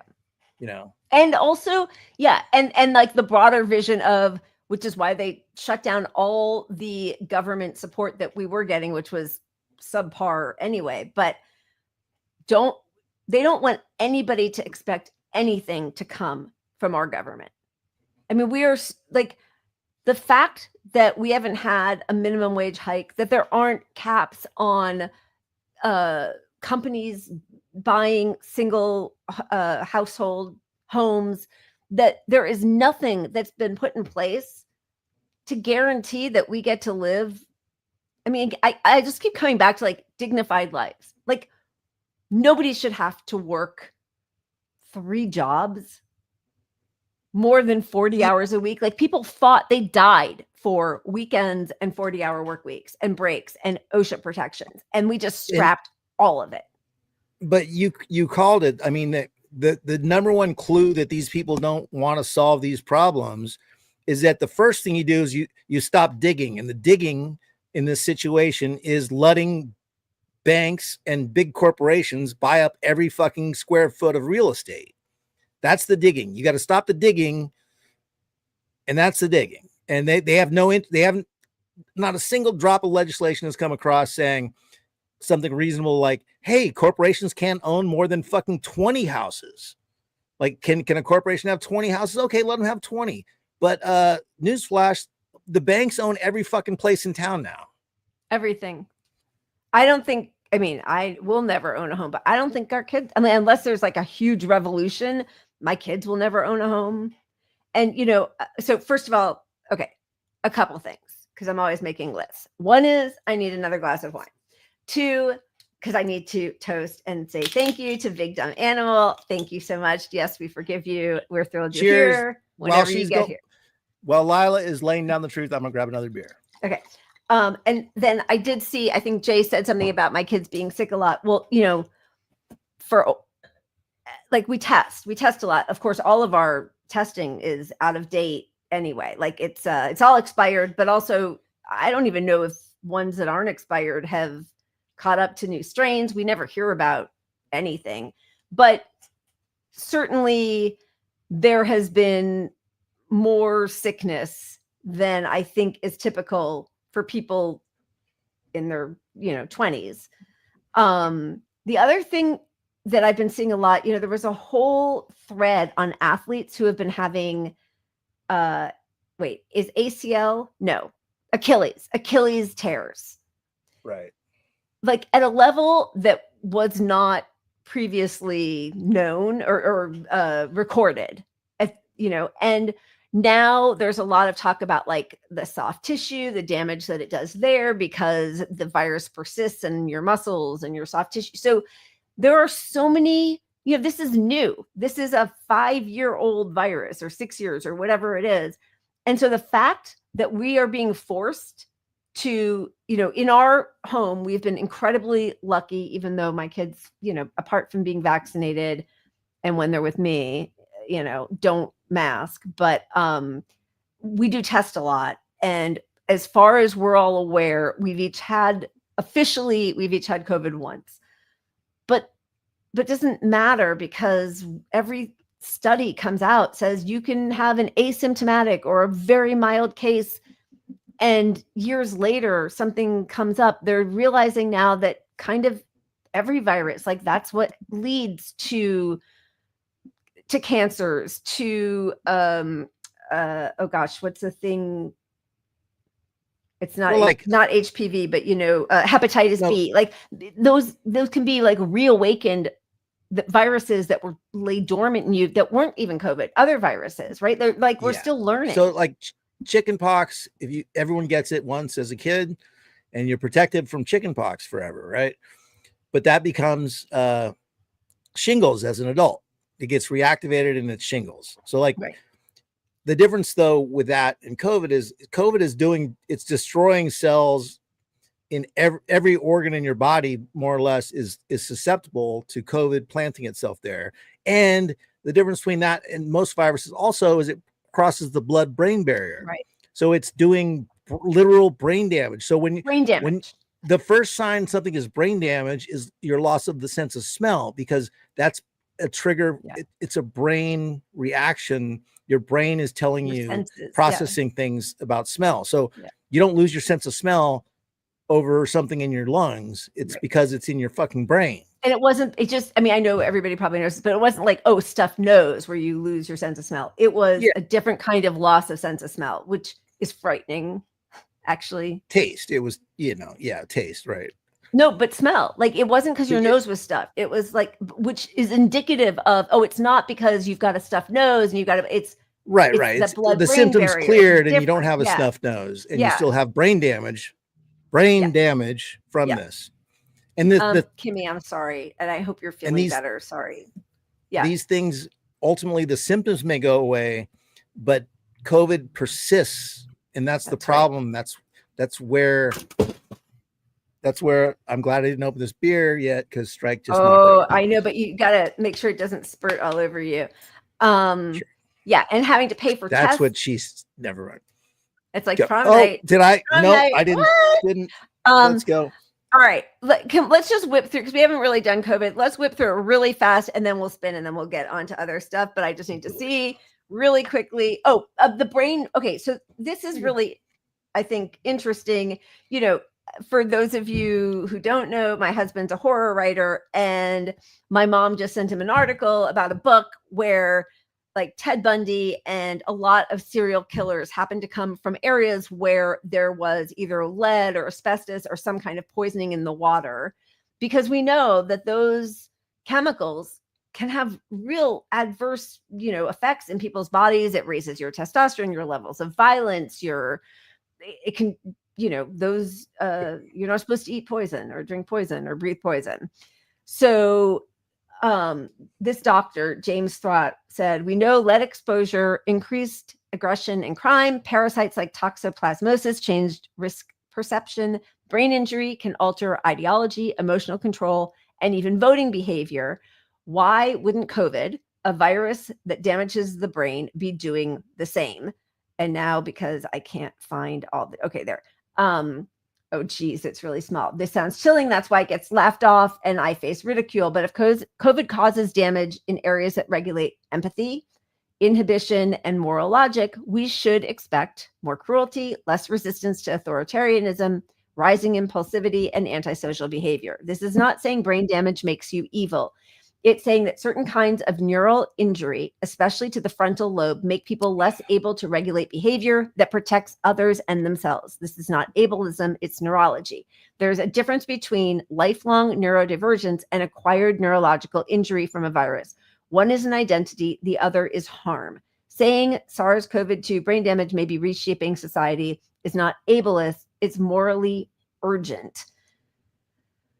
Frontal lobe injury, whether from strokes, dementia, tumors, or trauma, is clinically known to reduce empathy. Okay, so what happens at scale? And I mean, we're all looking for answers of why everything is spiraling out. I mostly think, it's capitalism and greed, and these are systems that have been put in motion for decades.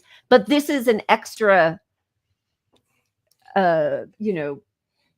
aspect. It just amplifies people being ignorant, aggressive, ignoring truth, because these people, once you've had COVID and you haven't taken protections, you're more likely to be boxed into your position and angry about it and ignore future evidence. And this is all, I mean, not to bring my own family into it, and I won't get into it, but my dad changed, he came back, but post COVID, he was, I'll just call it weird for a few months, and back to normal, thank God. But like, that's good. I got to see that firsthand, and it's true.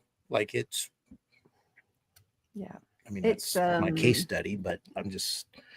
No, but I mean, it is, listen,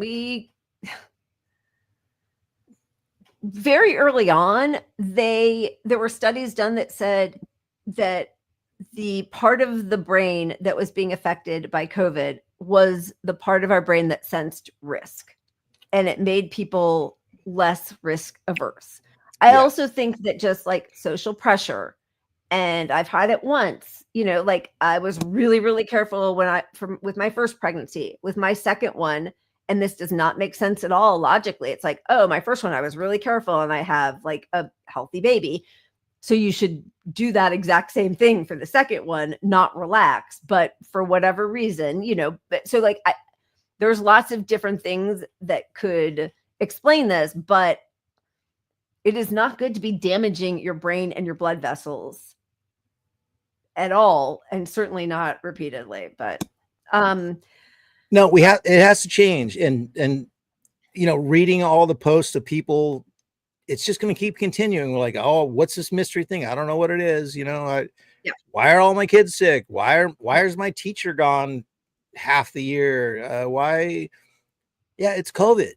All this is COVID, people. And it's always a mystery the way it's framed in, in it's COVID. Us COVID conscious people, we were right the whole time, and it wasn't. We haven't been right the whole time because we just like guessed on some conspiracy theory. Right. From the jump, we listened to the scientists on this stuff, and our opinions could change on this overnight. But like the science on this stuff has been consistent from the very fucking beginning, that there's no reason we should have acted like the virus, like COVID was over. Cold. The potential risk to everybody long-term ignoring this is fucking tragic. Yeah, it is. Here's another, I mean, this is about GI cancers, right? And NBC, it's like gastrointestinal cancers, which include colorectal, stomach, and pancreatic cancer, are rising dramatically in younger adults, though doctors aren't fully sure why. I don't know. COVID persists in your gut. It's probably the lockdown that people stay or the mask. For the masks are causing all this. That's what Jimmy Dore would probably fucking say. And meanwhile, like, this doctor just came out and said, Glenn Sachs, that the research, of course, it supports that school closures were necessary. And the fact that people on the so-called left will still talk about how, well, we shouldn't have done that. That was a bridge too far. Look, even if COVID was everything they said it was and not a big deal, you responsibly want to figure that out. So like these people saying we shouldn't have even closed schools for a moment, well, there's a fucking pandemic wrecking, just ripping through the country. Like, fuck you. Schools are not more important than protecting your kid's life. Like, figure it out. And we're talking about a couple months, for fuck's sake. Like the Yeah, I mean, first of all, rewriting history on this is so infuriating to me. Yeah, I mean, okay, so wait, I just want to see the okay. This was a study with over 165,000 American households containing both adults and children, confirms the assessment finding that among all household transmissions, 70.4% started with a pediatric index case. From April 1st, 2020 to June 30th, over 140,000 American children experienced the death of a parent or grandparent caregiver, and that the frequency of such losses was significantly higher among children of racial and ethnic minority groups. Sorry, because I can't read the thing of the compared with non-Hispanic white children. In some instances, as much as 4.5 times higher. So all of this stuff about, Monica Gandhi saying like, well, we just need to get poor people back to school. It's not fair if you close the schools. It's disproportionately affecting poor people and communities of color. Yeah, it is, but in a beneficial way. Stay home. And like we set up Zoom. There are ways. First of all, why isn't everybody? We're now in our 6th year of this. Clean the air. Clean the air. Like, what are we doing? I mean, for fuck's sakes, there's two of all this. The two things that annoy me the most are hospitals going. Oh my God. Not only are hospitals not providing the protection we know they should, they rolled back to way before COVID, and they're just like pretending you just wash your hands and everything's fine. Like, so hospitals of all places, hospitals and kids are the transmission zones for COVID mostly, right? Yep. So that's hospitals. It's absolutely absurd that hospitals haven't fucking taken precautions, right? It's disgusting. But yeah. Number 2 is airplanes. Like, I'm old enough to remember when they sold fucking pills to take on the airplanes because everybody understood that airplanes were the least safe place for the air. What was that stuff called? Airborne. By the way, airborne created by a teacher because the other place was classrooms. Right. I mean, seriously, like what the fuck? Like everyone should have been watching out for their own safety in airplanes because the air quality, look, you're in a compressed cabin where all the air is what everyone is breathing. 96% of flights. This is the most basic of shit. So samples in 96% of flights had COVID. That's the air. If you flew, you got that air through you every time you flew, and you're still going to, right? So, and they're not cleaning the air better now because of COVID. God, no. Because there are no precautions. They keep having to turn back because they catch on fire or a door flies off. They're definitely not cleaning the air. The air gets cleaned when the door flies off and the gust of wind as you're plummeting to your death. That's your fresh air. Congratulations. Good luck. By the way, Hope, that's awesome. And congratulations for your kid and you. That's very cool. Congratulations. Here. Yeah. I mean, clean the air. Yes. And that's kind of it. They just want us dead. Look, we know we're not going to be able to fight if we're talking about pressuring politicians or whatever, we're not going to get lockdowns back anytime soon. We're not going to get them to pay for protections at home, but we can we have the power to wake people up enough to have masks in hospitals, masks in airplanes, and argue for, if not masking, at least some clean air filtrations in all the kids' schools. Like, this is not rocket science, which they have at the fancy private schools.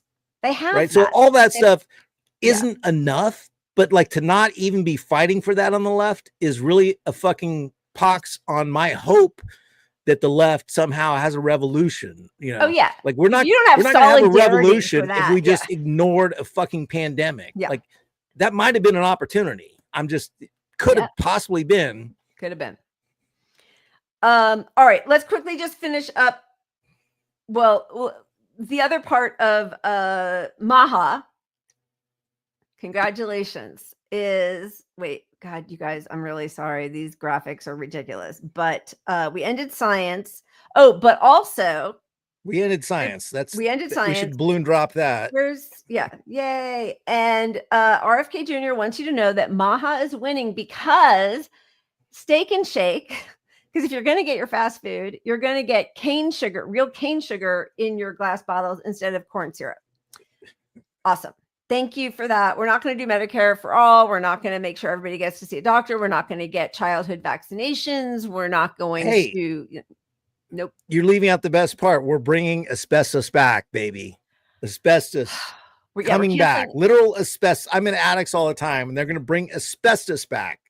The EPA is canceled science. We're bringing asbestos back. We're bringing lead back into our water and pipes.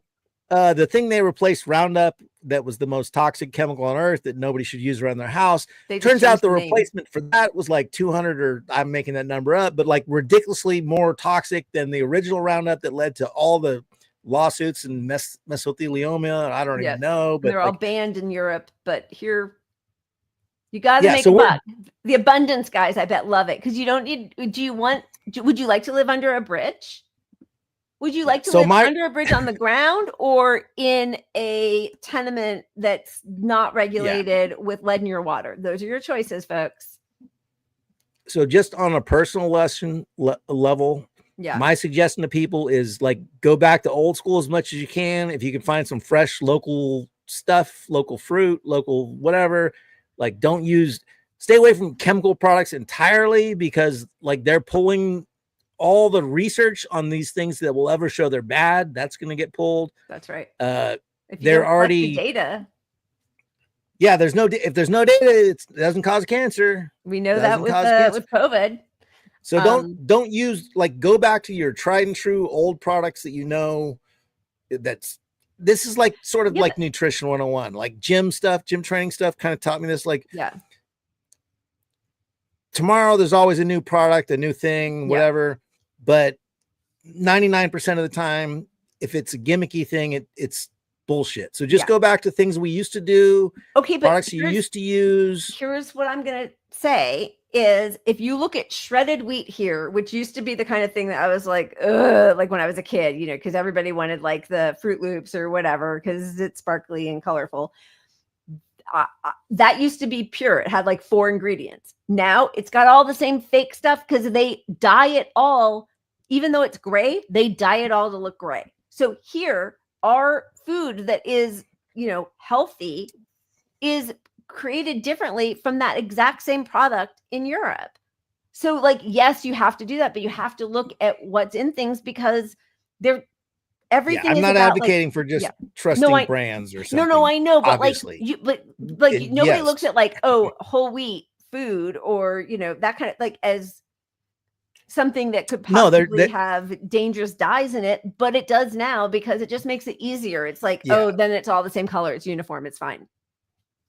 Well, no, I mean that what you're saying does make sense. It's like bread, for example. There's a lot of information. Suddenly, bread. Look, carbs were always a negative thing, kind of overrated. But nutritionally, people said avoid carbs, but it's not that you want to avoid them. It's just that you want to have more protein in your life than carbs generally. But I'm not even. This is not the class for that. But bread here has got like a shit ton of fake things in it to puff it up that are just like plastics and shit.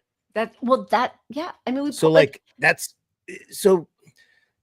go to your local bread place. Like I have a place that makes bread 2 blocks from me. Fresh, it's a fucking bakery, right? Buy your bread there, right? Because they're not going to be putting in plastics, dude. Here's the problem. So when we lived in Italy, people, you go to work, you have a few hours during the day of a siesta, you go back to work, you buy your food every day. You don't go to the grocery store once a week and load up. You walk everywhere. But the difference is their society is structured so that you have that time to do those things. And here it's structured to remove that. Everybody has to be in a car to get to work because it's too expensive to live in the city where you work. Then you don't really have enough money. So you have to go to the Walmarts or the Big Lots or whatever to get bulk stuff that's cheaper because fresh food is way more expensive and it spoils faster. And you can't go shopping every day because you're working 60 hours. Just like the whole structure is working against being healthy. So if you truly are MAHA, that's what you address. You address that we need fewer cars, more mass transit, more like third place areas in our cities where people can walk and stroll and interact and go daily to fruit and produce markets and like all of the things that would make us healthier. Yes, the Mediterranean diet is healthier because of the actual ingredients in it, but the whole style of life is healthier. And we have diminished every part of what would make us a healthy society. So putting cane sugar back in your Coke as opposed to corn syrup is not making Mary healthy again. Like, oh my God. No, and obviously, look, that guy, he's a charlatan. I think he believes what he's saying, though, like, you know, for what it's worth. He's just a fucking conspiracy. He's the guy that like read something online and thinks that the purple shit, Mo gets it. She's right. But he just thinks the purple shit's great, and he's going to push the purple shit to the whole fucking country in lieu of the things that we know that he's got pressure on to not get rid of, which is regulating things that are really bad for us. You know, like he can do these little surfacey things. And it is great that we're getting rid of some of these dyes, food dyes, and some of these exposure stuff. But like, that's really such surface level stuff compared to allowing plastic in our bread. You know what I mean? Like maybe start there instead of and you know, and healthcare for everybody, preventative healthcare and vaccines. God, and they're so much. Of course, and they're defunding like, you know, food for kids and stuff. So it's like you don't want kids should not eat for free.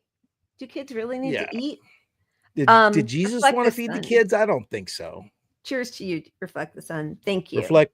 Many thanks. Many thanks. Yeah, this is not the class for that. I'm looking at all these, like, I mean, you guys are all awesome. It's all so dystopian. Oh, Rome. I was born in Italy. I was born in Rome. And we lived there in Trastevere for when I was born, and then in high school, and we've gone back several times, and I love it. And I'm not Italian. I had to make this about me. Sorry, go ahead. Go on. No, go ahead. I'd like to hear about, you're not Italian, but you had a thought about it. Tell me. But I adopted them as my culture because I'm not actually adopting them, but I've been there 3 times. I love it. It's my favorite country on earth. Like favorite, like to me, like, I mean, I was an art history major in college. My undergrad is art history. So Florence to me was amazing, seeing all the beautiful art there and just, and the way they lived. And I went over there with my ex-girlfriend at the time. And she went to school there for a year, finishing college. So she had all these friends, and the hospitality they rolled out to me, like culturally, it was just amazing. Like we literally went to one house and they're like, they cooked us a huge dinner. And we're like, oh, that's amazing. It was like something you see in a movie with 20 things to eat. And there's only 4 of us here. Yeah. And then they're like, and here are the keys to the house. We will be gone for 3 days. Here's our wine cellar. Here are tickets to the museum. Have a good weekend. That was lovely. Repeated over and over, like everywhere we went. It was amazing. So I Italians, feel like, I mean, they're sexist as fuck though too. So also that, but anyway. Yeah, but I mean, I don't know. Everybody's sexist, but they made like I was 13 in Italy, and I went from like braces and glasses, and you know, I grew up like I became a teenager that year in Italy, and I mean, I'm sorry, but I appreciated like I didn't feel in danger. I felt like appreciated. No, the women are in charge. Americans, there, strangely, even though the sexism is the thing. I mean, of course. I mean, I don't think it's just particular to there, but I understand what you're saying. And the hospitality. Oh, that's what I'm going to say. Is Stanley Tucci? It's not at the level of Anthony Bourdain on it. Like, it's not at that level. But I really love his series on Italy. He has a new one because it really does go to working class eateries and finds out like what do the working class eat? Right. And why is this the food that you eat? Why? And it's always hospitality. I mean, obviously he's like, you know, a famous guy with cameras on him, but there's something just so beautiful about highlighting working class food. I just love it. Yeah. And on that note, like a cultural thing is that every city has a drink and a meal. Yeah. So if you go to that city, they're going to give you, if you meet somebody and they're hosting you at all, they're going to give you the drink and the meal. And like, you know, I know we sort of have that, like, hey, if you're here, we're known for this thing, but it's like they're obligated to present to you because they need to be a good host for their city. Here's the cocktail we're known for. Here's our meal. And I love it. I just love it. Punch a Pot has to go on the road. Yeah.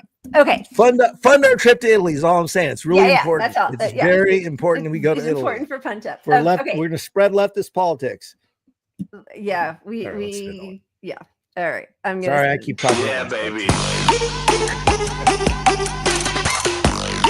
Wait, do we have another moment of Zen, or are we calling another? We have the one I was avoiding, but let's just go with it. It's wholesome, right? Isn't it the wholesome one, or do we already nuke it? Yeah, no, it's wholesome, but I know you created your whole new category of wholesome, and it's not that. So I don't know that. Zen. This is Mei Ling. She's 82. She's a fine artist. Why worry about yesterday's fuck-ups when you have tomorrow's fuck-ups to look forward to?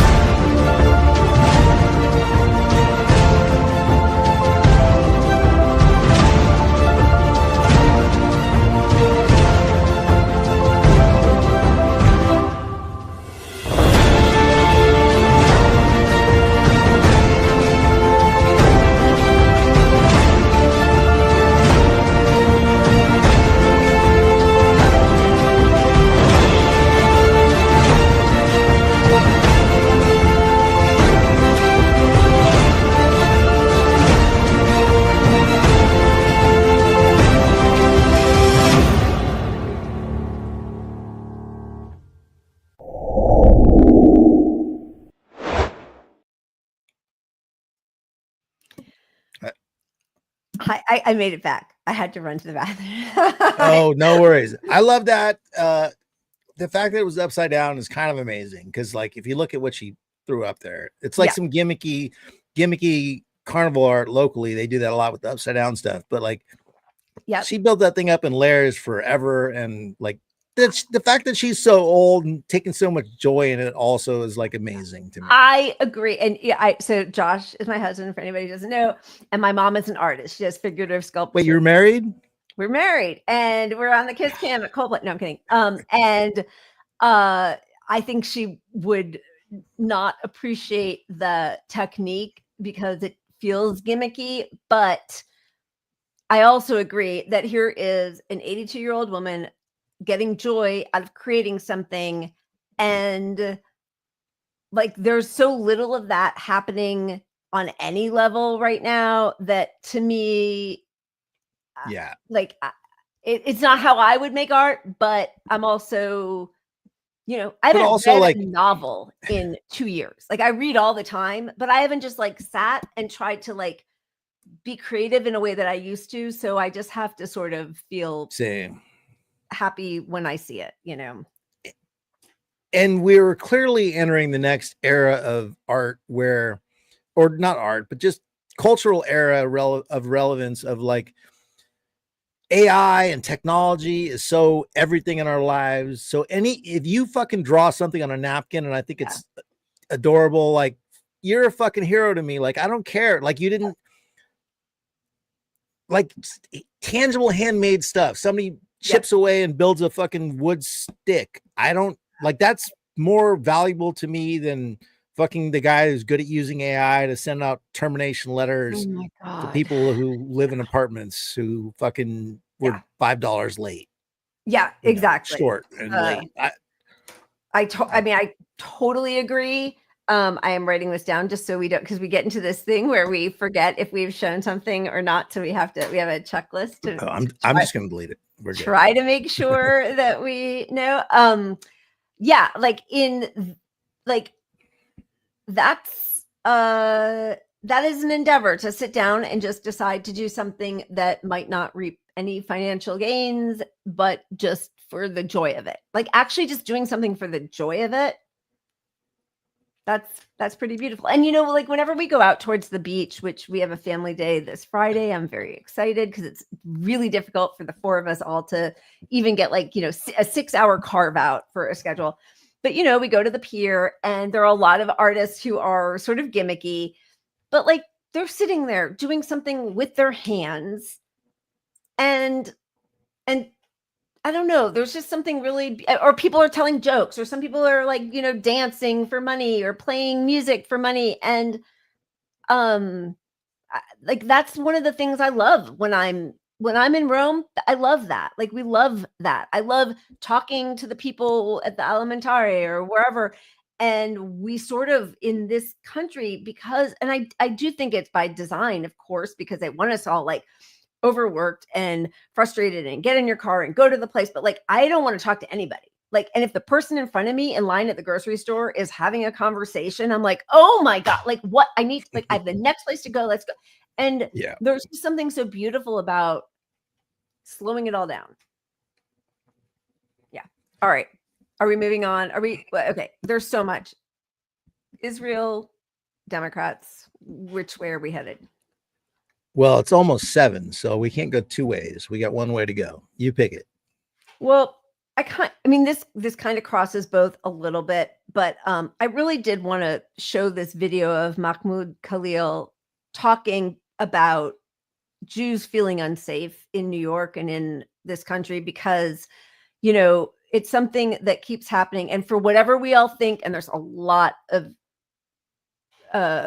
possible warning signs about Zoran Mamdani, but he's being asked to condemn a phrase he never used, a globalized intifada, to condemn a word, intifada, that might make certain people feel unsafe because it's attached to bus bombings. But that's only if you look at one part of intifada, because there have been many other peaceful intifadas, or not peaceful, because not all rebellion and revolution can be peaceful, because you have to speak in the language of your oppressors. So unless you want to say to somebody, like, you are not allowed ever to fight back against the people who are occupying you or dominating you or committing genocide against you, it always has to be peaceful, no matter what, which is consigning everybody to just lie down and die when you are faced with somebody who is stronger than you. which has never been an American. Like we were a revolutionary spirit, right? We celebrate July 4th. We celebrate that. We celebrate the American Revolution. So the fact that the New York Times and every major corporate media has written about Mamdani and his globalized intifada, again, he never said it, but he should fucking say it every day, as we all should say it, globalize the intifada every day of the week. But the fact that he's being asked to say that because Jews in New York don't feel safe is appalling, that this is the dialogue. So here is this young man. Yeah, but go ahead. If you want to have a discussion about the Jews that don't feel safe, can we talk about the Palestinians that don't feel safe and the crimes against them that are actually, like, you know, if you do the math on which group is more at risk, it is by far the Palestinian Americans or Palestine supporters. Yep. You know, so that should be the lead in the story, is like, yeah, there are some legitimate, you know, racist groups that are going after Jewish people, but on the whole, they're very safe relative to a protester. 100%. There has been no discussion about the Palestinian Americans who have actually been killed in our country or targeted in our country. And to talk about a phrase that might make people feel unsafe. And again, so this it's a short clip, but it's Mahmoud Khalil talking about this, being asked about this. Again, he was jailed. He was sent to Louisiana, never charged, for 3 months, missed the birth of his son, just abducted, kidnapped by ICE Gestapo. He was chosen specifically by the Columbia administration as a graduate student who was the negotiator between the campus protesters and the administration because of his ability to de-escalate. And he's the one that got targeted and was taken away. So I just, you know, I thought he phrased this really well, and we can never give them a second, not a second. And now, of course, I can't even find it because of this Oh, here it is. Okay. You understand why some Jewish students might feel threatened, not just on Columbia, but at campuses around the country. We need to distinguish between being uncomfortable and between being unsafe. So there should be a distinction between these two. I can understand how these protests may make someone uncomfortable, hearing that your country or a country that you support is committing a genocide. I can understand that, but feelings are not facts. We are seeing scores of people dying of starvation every day.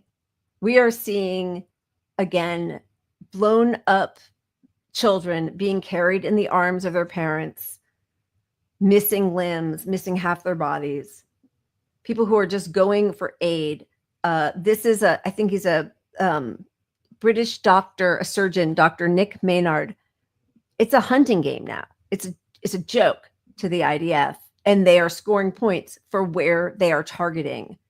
The people who are being starved to death after being bombed for 21 months are now seeking help from American mercenaries in this bullshit Gaza humanitarian fund, which is the UNRWA has food for 3 months, has supplies for 3 months right outside the borders, and they are being prevented from going in so that these mouse traps, these horrific death traps, are to lure people out who are starving, to give them flour that's moldy or infested.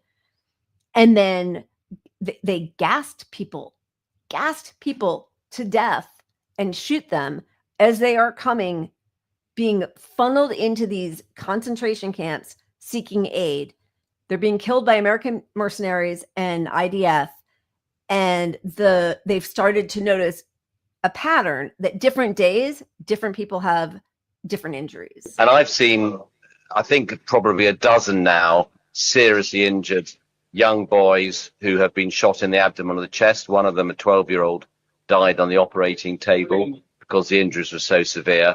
and they're all from gunshot wounds, and they all described to me, and their families described to me, and indeed colleagues of mine, Gaza medical colleagues who are looking for food as well, have gone to these same distribution sites and witnessed these injuries as well. They're all describing that they're being shot by Israeli soldiers or by the quadcopters, the drones which are being remotely controlled by the Israelis, and fire, often indiscriminately, often targeted.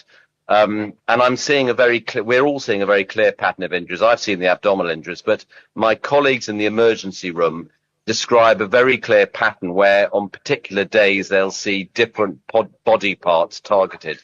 So on one day they'll all be abdominal gunshot wounds, on another day they'll all be head gunshot wounds or neck gunshot wounds, on another day there'll be arm or leg gunshot wounds. And on last Saturday there were 4 young teenage boys all brought in very, very rapidly in succession with gunshot wounds to their testicles. So they're clearly being targeted to their testicles, and this is a pattern that we're seeing every day, that these young teenage boys are systematically being targeted, and it's almost as if a game is being played, that they're deciding to shoot the head today and the neck tomorrow and the testicles the day after.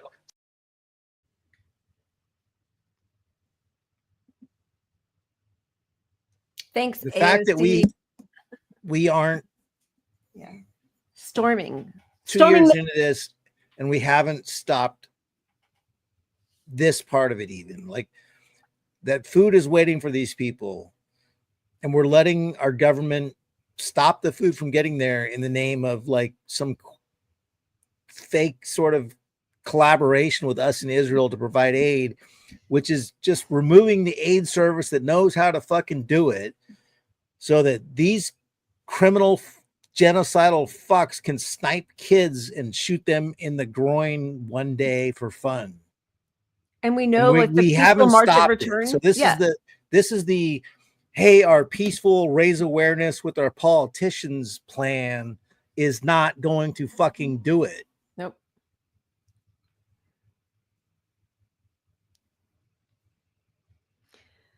No, I mean, I saw there was some dock workers in Greece,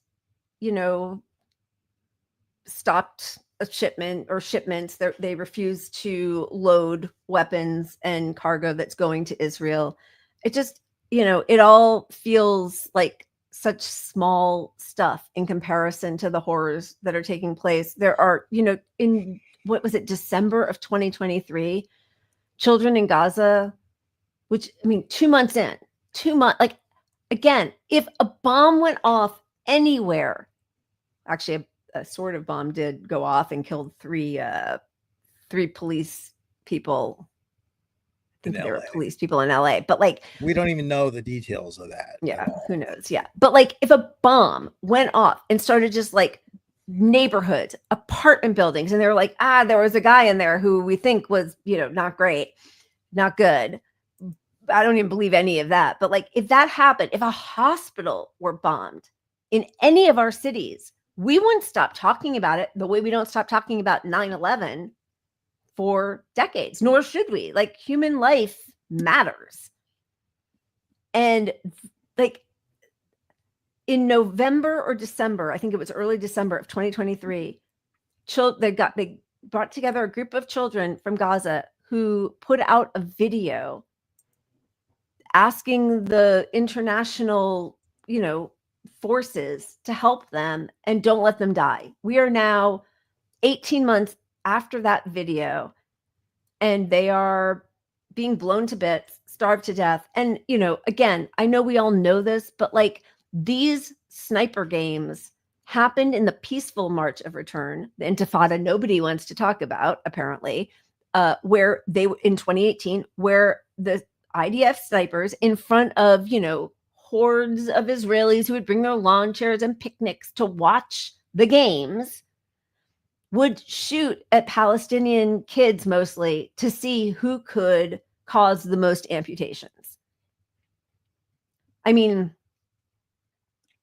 We don't hate them enough, and we're not doing enough. And peaceful protesting is not getting us anywhere at fucking all at this point.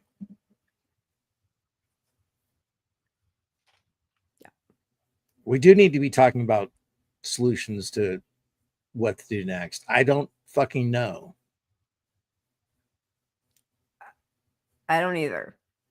You know, to see, and you know, this is the whole boomerang effect, that it's very clear the way ICE is treating anybody. They just decide who looks like you could be an illegal. We know that, you know, many of them, and again, like, it wouldn't matter if they were here illegally. They're human beings who have inherent rights. But, you know, we're finding out that mass disappearances where people were, you know, shuttled away against the courts. So, you know, law doesn't matter anymore.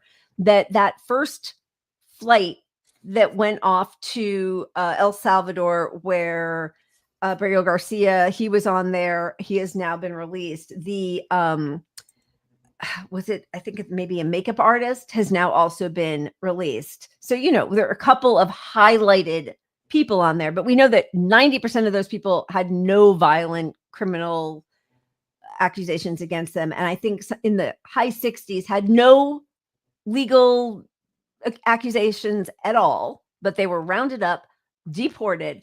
But now they are saying that dozens of people on that flight whose names were never disclosed before, and nobody can track them. So we're just disappearing people to foreign countries with no due process. Some of them are American citizens, US citizens. And again, I'm not like differentiating because any person's life is worth more, but it's more to point out, if anybody in this country feels like he or she, or that they're safe because you're an American citizen, you're not, because they will disappear anybody they disagree with. And there's no recourse because there's no paperwork. They don't feel beholden to tell you where are they taking you and for what. And now that they're criminalizing any kind of protest, even the completely ineffective, unfortunately, even though like mad props to people who are keep going protesting. Out there, I'm all not of that, but like discouraging it's not protest, even doing anything. but It's not like, oh, we put a wrench in the cog of machinery, and so now like the weapons manufacturing can't put out their next shipment the way I think, you know, Palestine Action has done in the UK so effectively. And so they're now a terrorist organization. But like, even just, you know, there's a 75-year-old granny in the UK who just holding a placard saying, Palestine Action, I do not support genocide. And she's being hauled off by cops there. Like, so Holocaust survivors are being hauled off. We now in Germany, you know, the descendants of Nazis are arresting Holocaust survivors who are protesting this genocide. And then not a Holocaust survivor, but a 13-year-old girl, we're seeing her being whipped away with like a pain hold under her nose.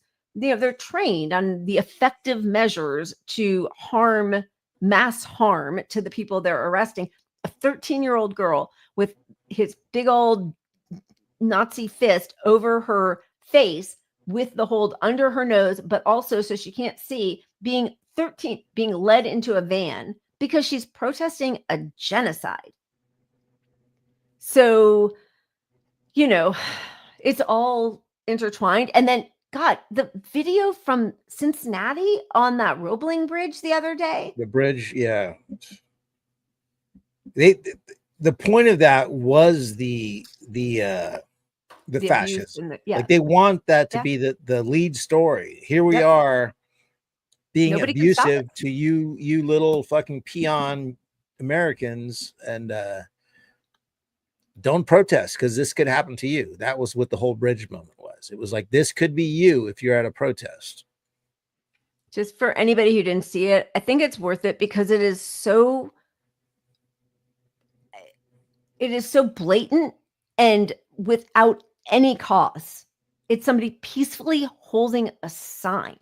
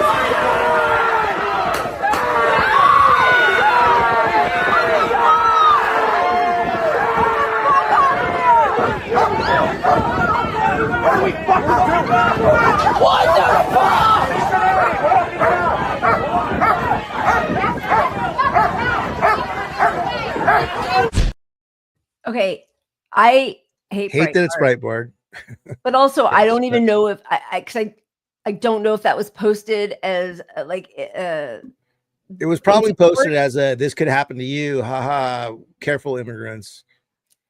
But they're not immigrants. I mean, and again, like, yes, but it should not happen to immigrants. It shouldn't happen Yes, to of anybody. course. But like, that was clearly not an immigrant. That was like a white dude with a Cincinnati Reds hat on, holding a sign, and they're beating the shit out of him. Yeah. A woman. But Breitbart wants us all to be un-American if we're supporting freedom of these people to protest. Like the Breitbart, you know, they're scum. They're just scum. Yeah. So if you support those scumbags, they want to highlight abuse against you by the police, who are always the good guys in Breitbart's mind.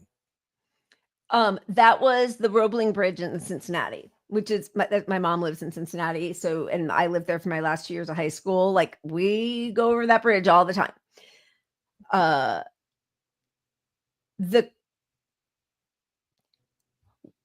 They were protesting. Sorry, I'm trying to just look. Yeah. F word to them for sure. They were protesting ICE. And what it is just very clear that there is no ability for recourse against them by voting, by peaceful protest, by our legal system.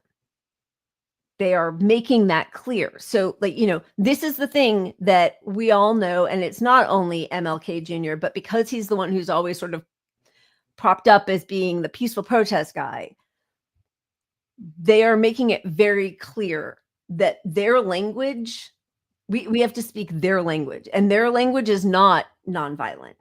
It's not about voting. They are not responsive to this. And if they don't like the way the vote turns out, they just veto it or bypass it or trip you up in lawfare because they have all the money on their side. So there is just no way to combat this in the ways that, you know, the what is it? Not congeniality police, but the what's it when you're nice? The whatever, propriety police. I can't come to my words because of my brain damage, but they don't speak that language. Clearly, they don't speak that language. Yeah. And look, this violence is in our face now. So like waiting to the midterms to stop this violence is not going to happen. So even if you could vote your way out of this, we don't have a year and a half to vote our way out of this. This violence is happening now.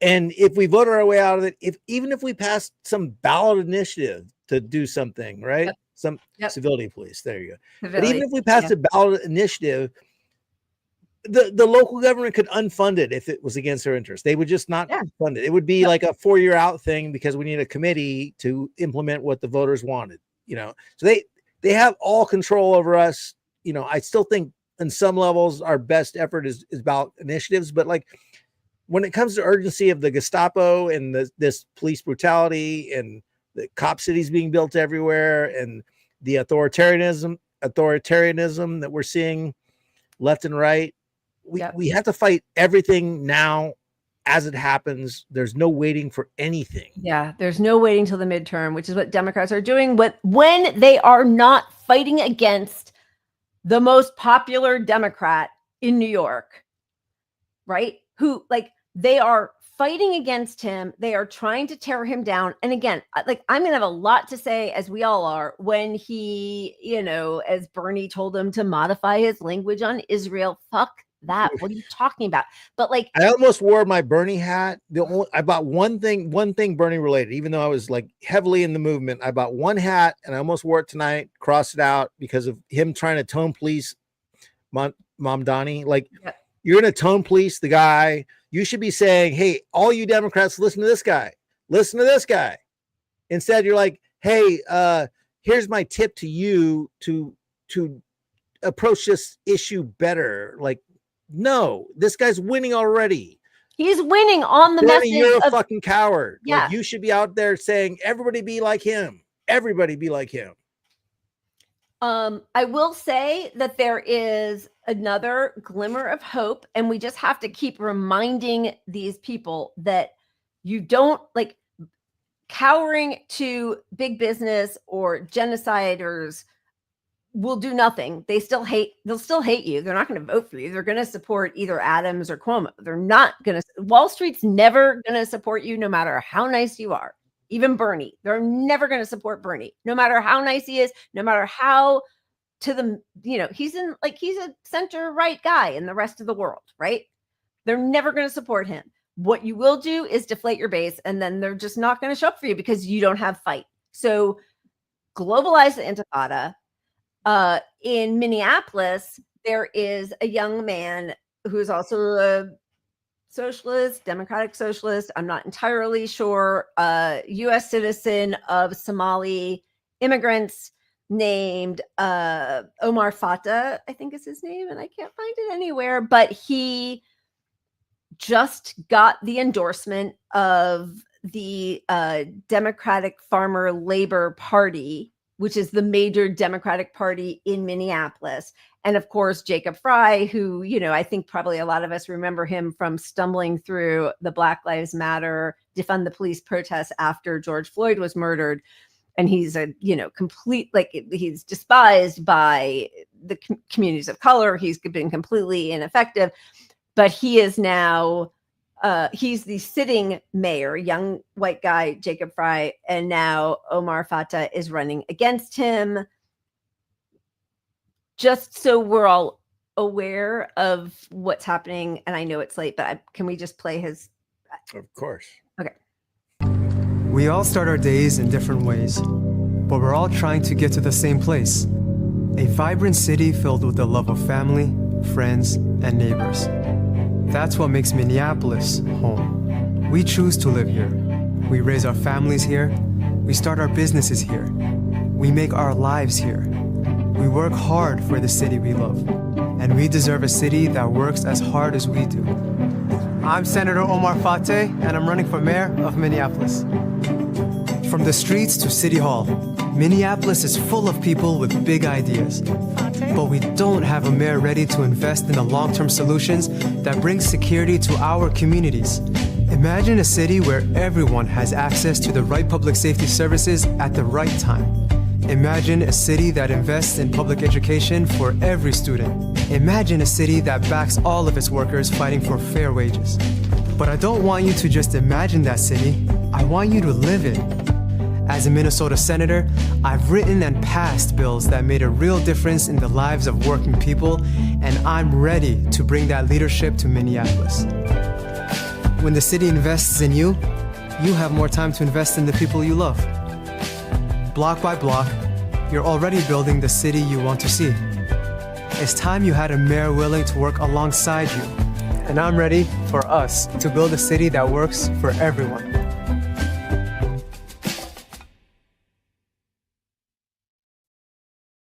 So I just want to make sure that I'm explaining myself, because it's not that I'm looking at any one of these candidates as like the new hope.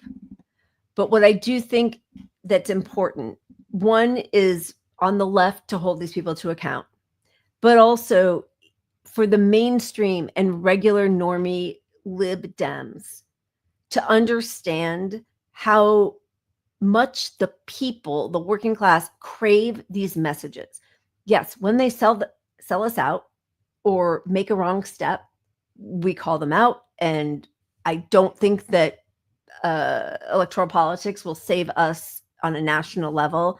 I think a lot can be done that is really helpful to communities on smaller sort of municipal levels.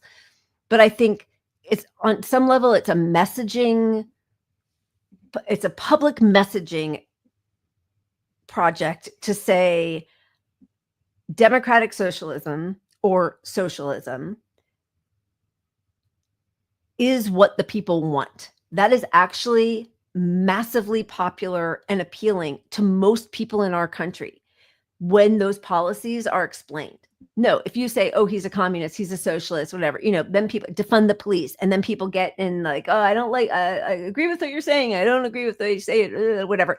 All that is ridiculous. But I do think that, we all have to sort of operate on multi-level tactics. And one of those tactics, as much as I think the Fight the Oligarchy tours are a lot of bullshit, but that is frightening the people who are in power.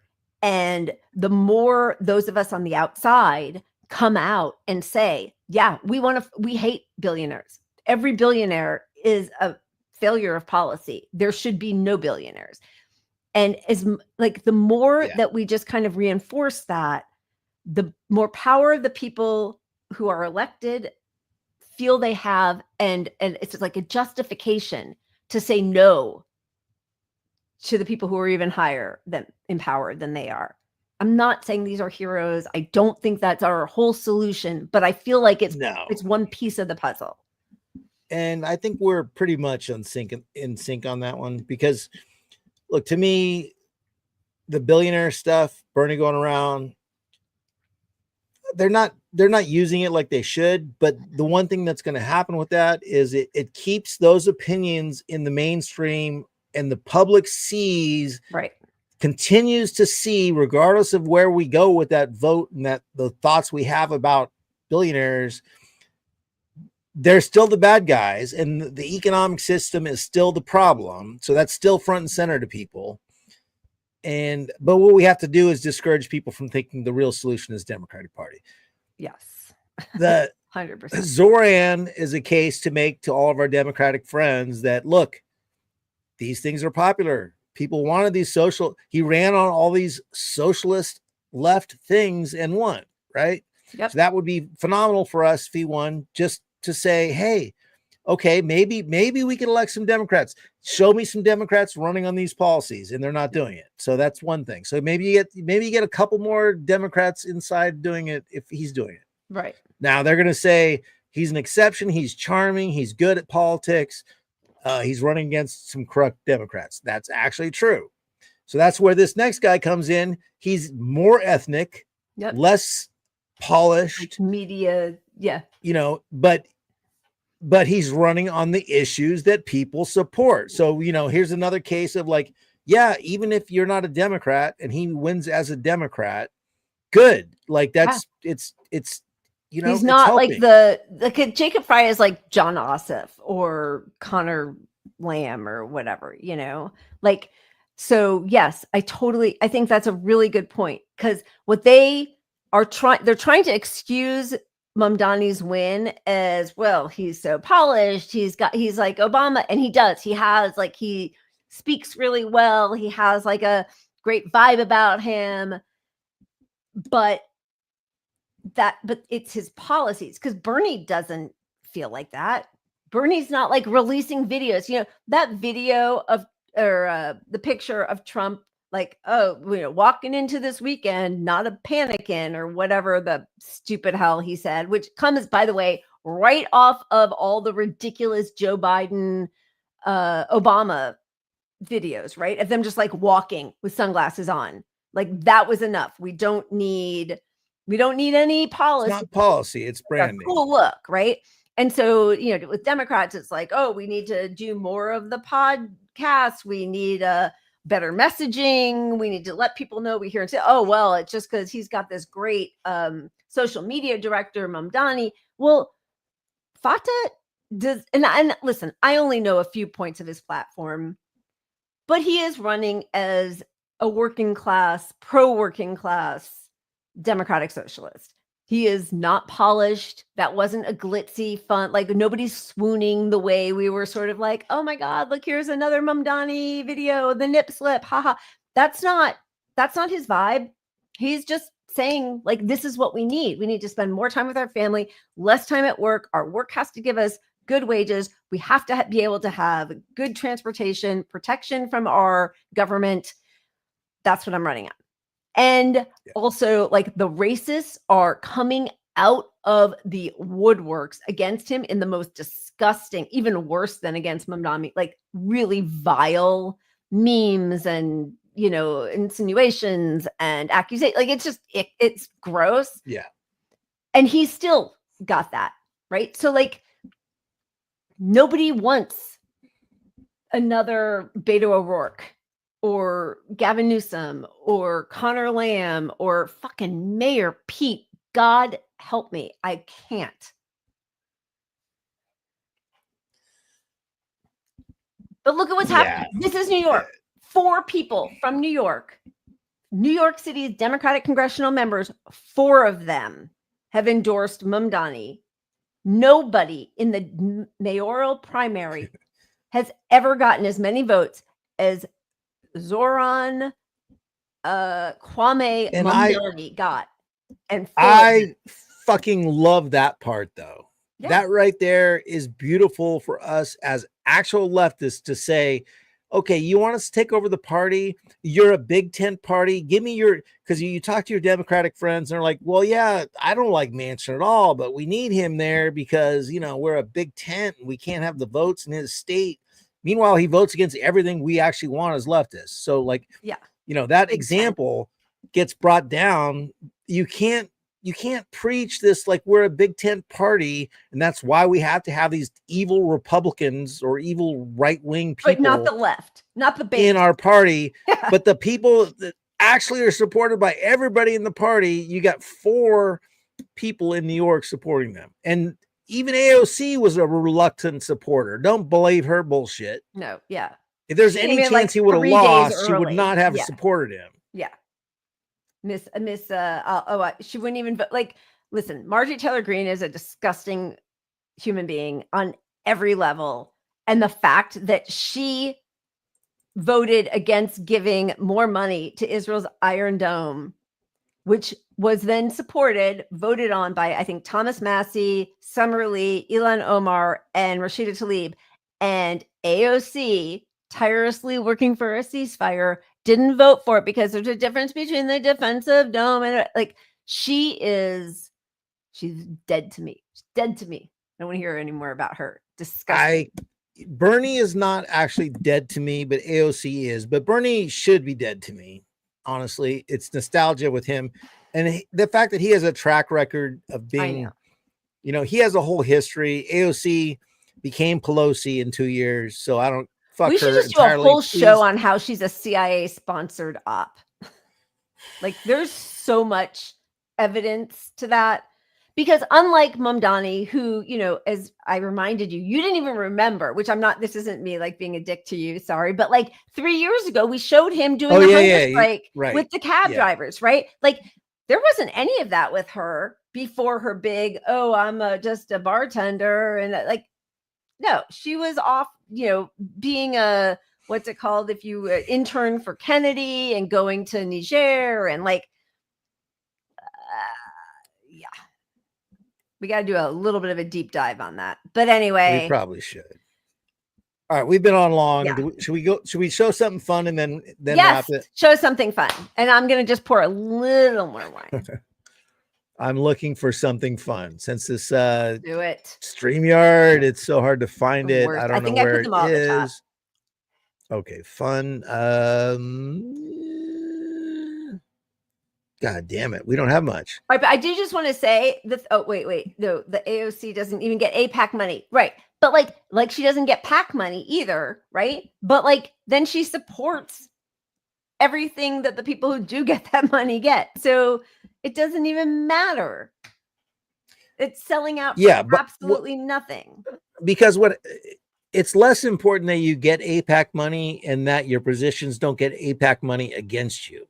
Right. So she keeps voting for their funding and it keeps them from spending money against her, which is more important than the positive you would get from their actual, you know. I mean, look what they did to Jamal Bowman and Cori Bush. And Jamal Bowman has shown himself to be like a total ass anyway. So like all of that for nothing. All right. All right. Carlin invented language. Should we throw that one? Is that, let's do that. And we'll end with one good thing after this. Yeah. I love watching your TikTok, which is next level. Clearly that's expressed by my 13-year-old son. No! God, please, no!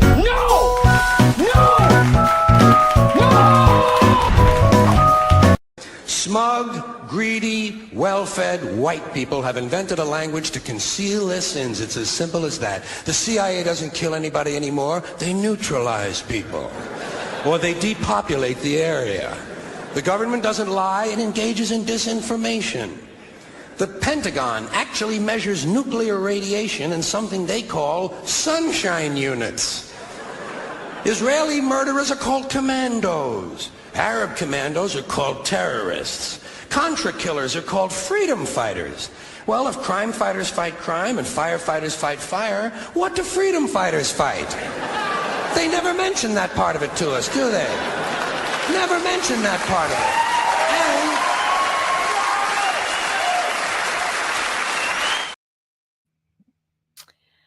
Wow, that was 40 years ago. Man, it really can feel pretty bleak that nothing's changed, but he was so smart. Very smart. All right. I don't even remember our one good thing, Pat. Oh, it was protesters at the BBC. Yes, protesting the media for their terrible coverage of the Palestine genocide. BBC, like the Israeli New York Times, genocide of Palestine, is like infiltrated in every aspect by former IDF soldiers and that 8,200, you know, like the spy part of it, especially. So this is a weekly protest in the UK against the BBC and their complicity in genocide. Cheers, you guys. Keep fighting the fight. And as bad as it is here, I think you're more at risk for protesting at this point in the UK because they're enacting some really fucking terrible. The Palestine action being terrorists. Yeah. So, I mean, kudos to all these people standing up and fuck them. Fight them, whatever you got to do it. Whatever you got to do. Cheers, you guys. We people are love rocking. you. Keep punching All up. right, We'll love see you you on Wednesday. Cheers.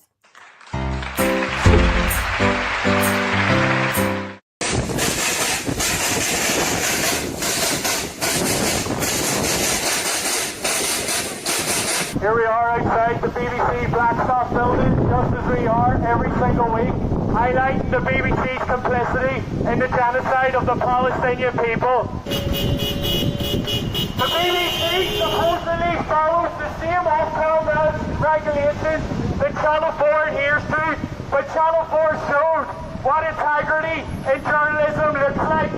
We know exactly why the BBC didn't show that documentary, because it absolutely destroys their campaign in manufacturing consent to genocide.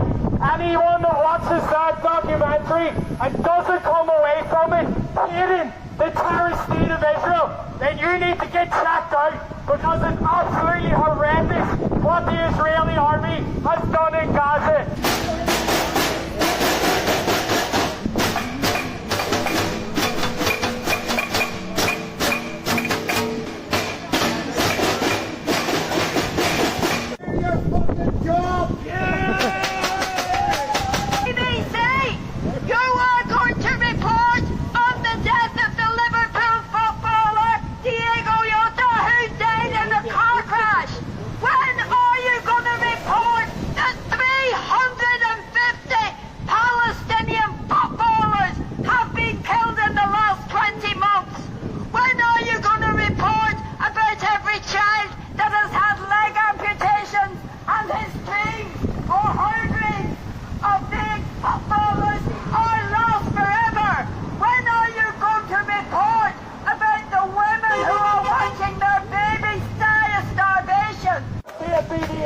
Mothers Against Genocide and others say to the BBC, you're nothing but a effing disgrace.